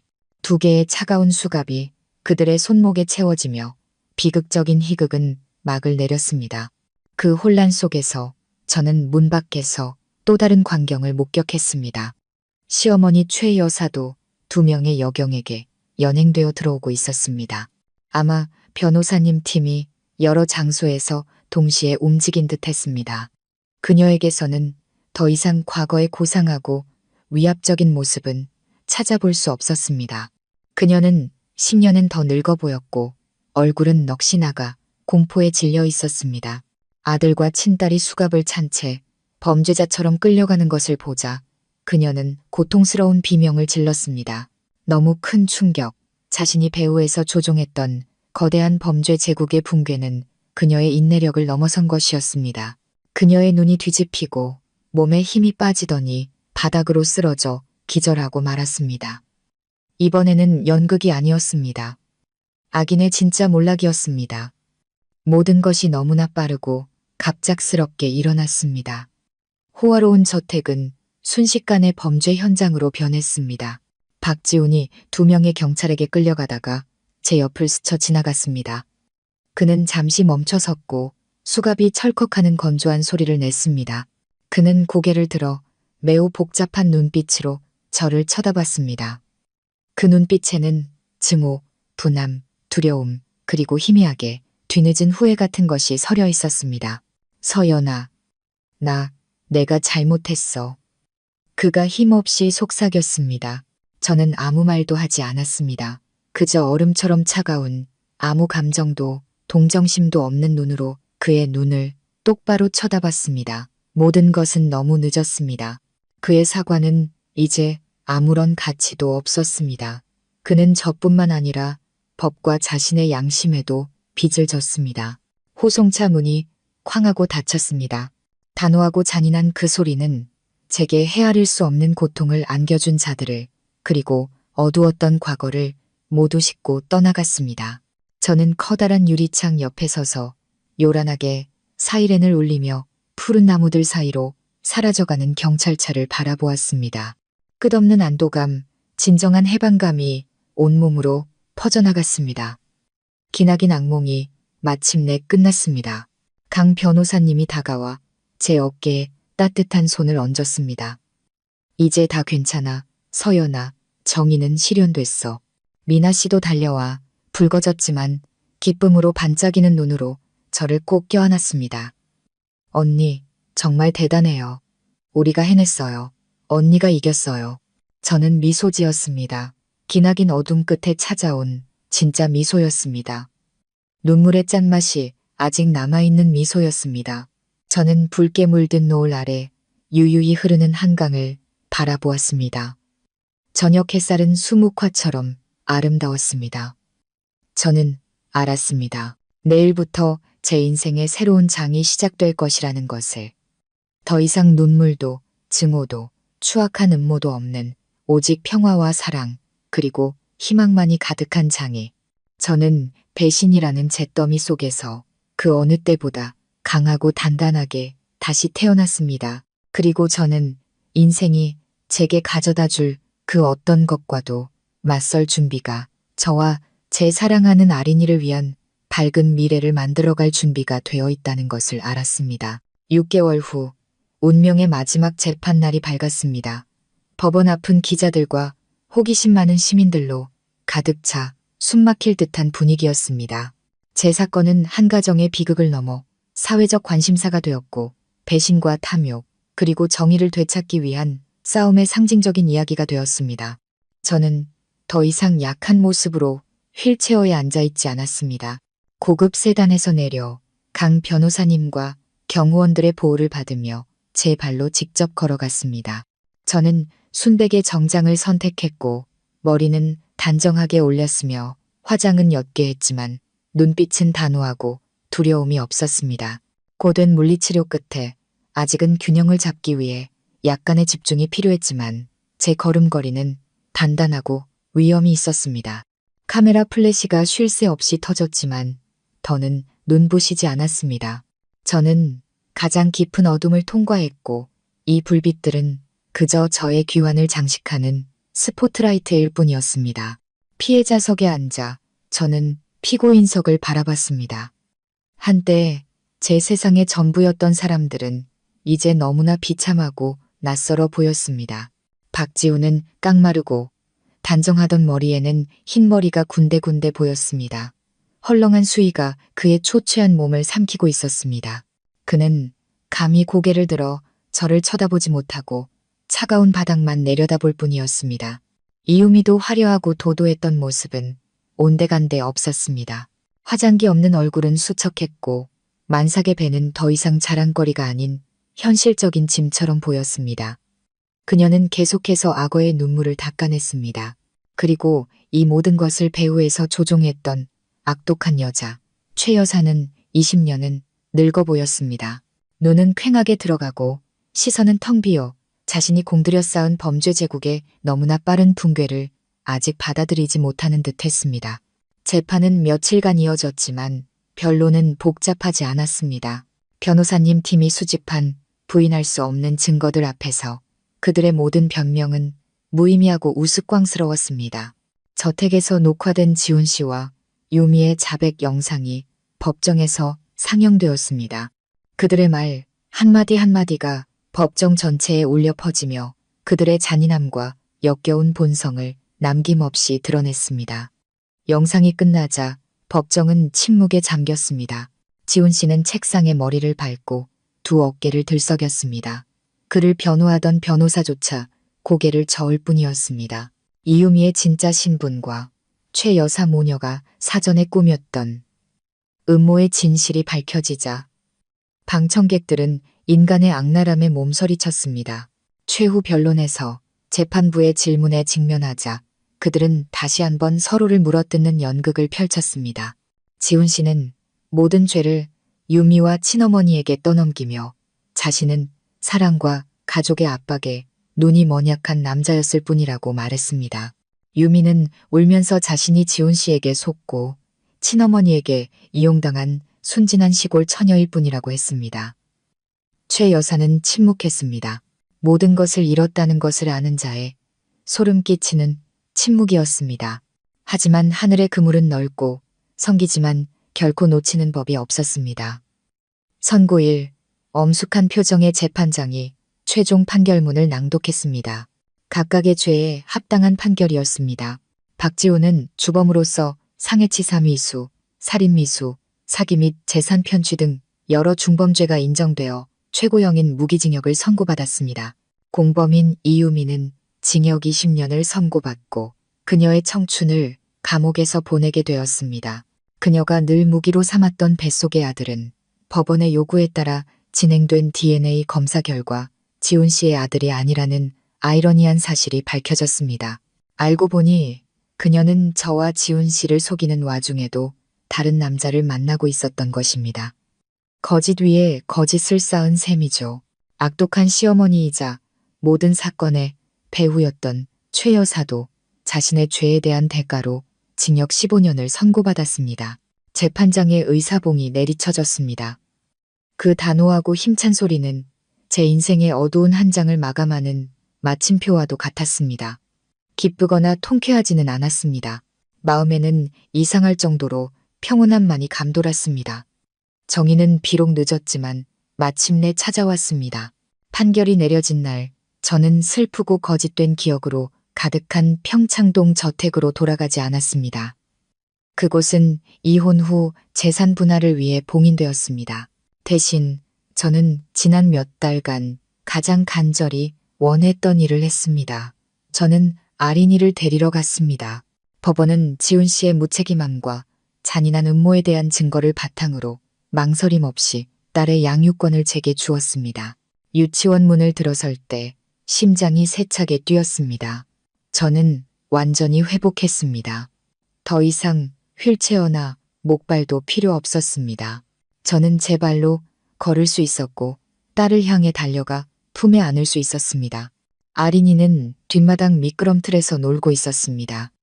아이가 저를 보자 눈이 환하게 빛났습니다. 엄마, 엄마, 아이는 소리치며 제게 달려왔습니다. 작은 발이 아장아장 움직였습니다.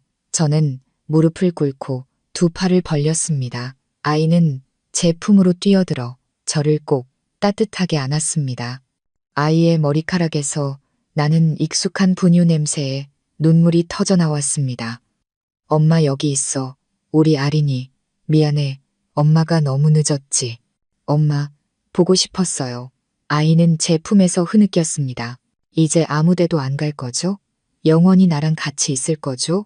그럼 우리 딸, 엄마는 이제 절대 내 곁을 떠나지 않을 거야. 저는 아이의 이마와 통통한 볼에 입을 맞추며 미치도록 그리웠던 아이의 향기를 깊이 들이마셨습니다. 그 순간 제가 겪었던 모든 희생과 고통이 같이 있었다는 것을 알았습니다. 우리 모녀의 삶은 공식적으로 새로운 페이지를 열었습니다. 저는 더 이상 사업에 복귀하지 않았습니다. 거친 풍파를 겪으며 돈과 명예가 중요하긴 하지만 진정한 행복을 가져다 줄 수는 없다는 것을 깨달았습니다. 저는 모든 시간을 아린이를 위해 아이와 함께 성장하며 아이에게 음모와 거짓이 없는 온전하고 평화로운 어린 시절을 선물하는데 쓰고 싶었습니다. 부모님이 남기신 막대한 재산을 저는 더 의미 있는 일에 사용하기로 결정했습니다. 불필요한 부동산 대부분을 처분하고 부모님이 사시던 집과 추억이 깃든 땅 몇 군데만 남겼습니다. 그 돈과 그룹 자산의 대부분을 이용해 저는 자선재단을 설립했습니다. 이름은 아린 재단이라고 지었습니다. 제 재단은 단순히 돈을 기부하는 곳이 아니었습니다. 가정폭력의 피해자인 여성들, 저처럼 절망적인 상황에 처했던 여성들을 위해 무료 법률 지원 및 심리 상담을 제공하는 데 집중했습니다. 저는 제 이야기와 고통 속에서 배워야 했던 법률 지식을 이용해 그들에게 희망의 불씨를 지피고 힘을 실어주고 싶었습니다. 그들이 결코 혼자가 아니며 비온 뒤의 땅은 반드시 굳는다는 것을 알려주고 싶었습니다. 그리고 행복은 제게 다시 한번 미소 지었습니다. 재단을 운영하는 과정에서 저는 변호사님을 다시 만났습니다. 변호사와 의뢰인이 아닌 친구이자 마음이 통하는 두 사람으로서요. 그는 저보다 10살 가까이 많았고 오래전에 이혼하고 아들을 혼자 키우고 있었습니다. 그는 저를 억만장자나 불쌍한 피해자로 보지 않았습니다. 그는 강하고 단단하지만 동시에 평범한 여자이기도 한 저라는 사람 자체를 봐주었습니다. 공감과 이해, 그리고 존중은 우리를 가깝게 만들었습니다. 이번에 찾아온 사랑은 지훈 씨와의 첫사랑처럼 요란하거나 격정적이지 않았습니다. 그것은 잔잔한 강물처럼 부드럽고 깊고 평화로웠습니다. 그는 어느 날 저녁 바닷가 노을 아래서 제게 청혼했습니다. 다이아몬드 반지도 화려한 말도 없었습니다. 그는 그저 제 손을 잡고 말했습니다. 서연 씨, 저와 아린이와 함께 진짜 가족을 만들어갈 수 있게 허락해 줄래요? 우리의 결혼식은 햇살 가득한 해변에서 가장 가까운 가족과 친구들만 모시고 소박하고 따뜻하게 열렸습니다. 아린이와 변호사님의 아들은 귀여운 화동이 되어 모래 위를 즐겁게 뛰어다녔습니다. 천진난만하게 노는 두 아이를 보며 제 손을 꼭 잡고 곁에 서 있는 따뜻하고 듬직한 남자를 보며 저는 마음 깊은 곳에서 우러나오는 만족스러운 미소를 지었습니다. 저는 지옥을 통과했고 모든 것을 잃었지만 무너지지 않았습니다. 저는 일어섰고 싸웠고 마침내 저만의 천국을 찾았습니다. 돈이나 명예가 아닌 사랑과 용기, 그리고 친절함으로 지어진 천국. 고통스러운 과거는 제가 지금 가진 것들을 더 소중히 여기게 해준 값비싼 교훈으로 남았습니다. 그리고 앞에는 저의 작은 가족과 제가 돕고 있는 여성들이 함께 탐험해 나갈 넓고 푸른 하늘이 펼쳐져 있었습니다. 시청자 여러분, 우리는 방금 가장 사랑하는 사람에게서 가장 잔인한 배신을 당한 한 여인의 숨막히는 드라마의 마지막까지 함께했습니다. 김서연의 이야기는 단순히 가슴 아픈 비극의 연속이 아닙니다. 그것은 막다른 길에 몰렸지만 운명에 굴복하지 않은 한 여성의 강인한 생명력과 지혜, 그리고 용기에 대한 영웅 서사시이기도 합니다. 연극의 막이 내렸을 때 우리 마음속에 남는 것은 악인이 벌을 받았다는 통쾌함뿐만 아니라 우리 자신의 삶을 비춰볼 수 있는 깊은 교훈과 인간적 가치일 것입니다. 첫 번째이자 가장 가슴 아픈 교훈은 아마도 신뢰와 맹신 사이의 미세한 경계에 관한 것일 겁니다. 서연 씨는 동화 같은 결혼 생활을 완벽한 남편을 가졌다고 믿었습니다.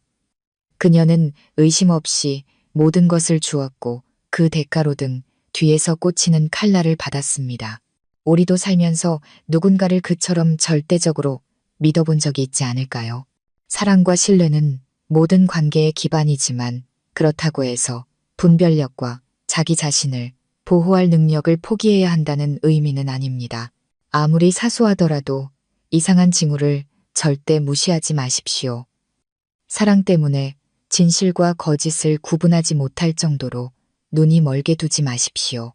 온 마음으로 사랑하되 너무 늦기 전에 관찰하고 느끼고 스스로를 지킬 수 있는 이성의 한 조각은 남겨두어야 합니다. 그리고 두 번째이자 가장 깊은 교훈은 바로 잿더미 속에서 다시 태어나는 인간의 힘에 관한 것입니다. 서연 씨의 가장 어두웠던 순간을 떠올려 보십시오. 병상에 미동도 없이 누워 살 권리마저 박탈당한 채 적들이 모든 것을 빼앗으려는 계획을 듣고 있던 순간, 그것은 지옥이었고 극한의 절망이었습니다. 하지만 바로 그 순간 어린 딸의 이미지가 등대가 되어 그녀 안에 엄청난 삶의 의지를 불태웠습니다. 서연 씨의 이야기는 우리에게 가르쳐줍니다. 인생이 우리를 아무리 비참한 상황으로 몰아넣고 우리가 모든 것을 잃는다 해도 살아야 할 이유, 나아갈 목표 하나만 있다면 우리는 다시 일어설 힘을 찾을 수 있다는 것을. 그 힘은 돈이나 외부의 권력에서 오는 것이 아닙니다. 그것은 내면의 깊은 사랑에서, 소중한 사람에 대한 책임감에서, 그리고 무너지기를 거부하는 자존감에서 비롯됩니다. 하지만 아마도 이 이야기가 주는 가장 큰 인간적 가치는 개인의 고통을 더 큰 사명으로 승화시킨 점일 것입니다. 서연 씨는 막대한 재산을 누리며 편안한 삶을 살고 고통스러운 과거를 잊을 수도 있었습니다. 하지만 그녀는 그렇게 하지 않았습니다. 그녀는 자신의 고통스러운 경험과 학대받고 속은 여성의 아픔에 대한 깊은 이해를 바탕으로 아린 재단을 설립했습니다. 그녀는 자신의 상처를 빛으로, 자신의 이야기를 횃불로 바꾸어 수천 명의 다른 여성들에게 길을 비추고 힘을 실어주었습니다. 그것이야말로 가장 완전하고 찬란한 승리입니다. 이는 우리에게 보여줍니다. 한 사람의 가치는 얼마나 고통스럽게 넘어졌는지가 아니라 얼마나 강하게 다시 일어섰으며 얼마나 많은 다른 사람들이 함께 일어서도록 도왔는지에 있다는 것을요. 인생이 항상 꽃길일 수는 없지만 모든 폭풍우가 지나간 뒤 우리는 더 나은, 더 강인하고 더 자비로운 자신이 될 기회를 얻습니다. 서연 씨의 이야기는 비록 교육과 영감을 주기 위해 만들어진 허구의 이야기이지만 우리에게 삶의 핵심 가치를 일깨워 줍니다. 사랑 속에서의 현명함, 역경에 맞서는 용기, 그리고 고통을 의미로 바꾸는 이타심의 힘을 말입니다. 이 이야기를 통해 우리 모두가 자신을 더 사랑하고 소중한 사람들을 귀하게 여기며 인생의 해로운 것들을 과감히 떨쳐낼 용기를 얻기를 바랍니다. 여러분은 서연 씨의 여정에서 무엇을 가장 깊이 느끼셨나요? 어떤 교훈이 여러분의 마음에 와닿았나요? 아래 댓글로 여러분의 생각을 공유해 주세요. 이 이야기가 의미 있었다면 좋아요와 공유, 그리고 마음쉼터 채널 구독을 잊지 마세요. 앞으로도 함께 더 많은 인생 이야기를 듣고 생각하는 시간을 가질 수 있기를 바랍니다.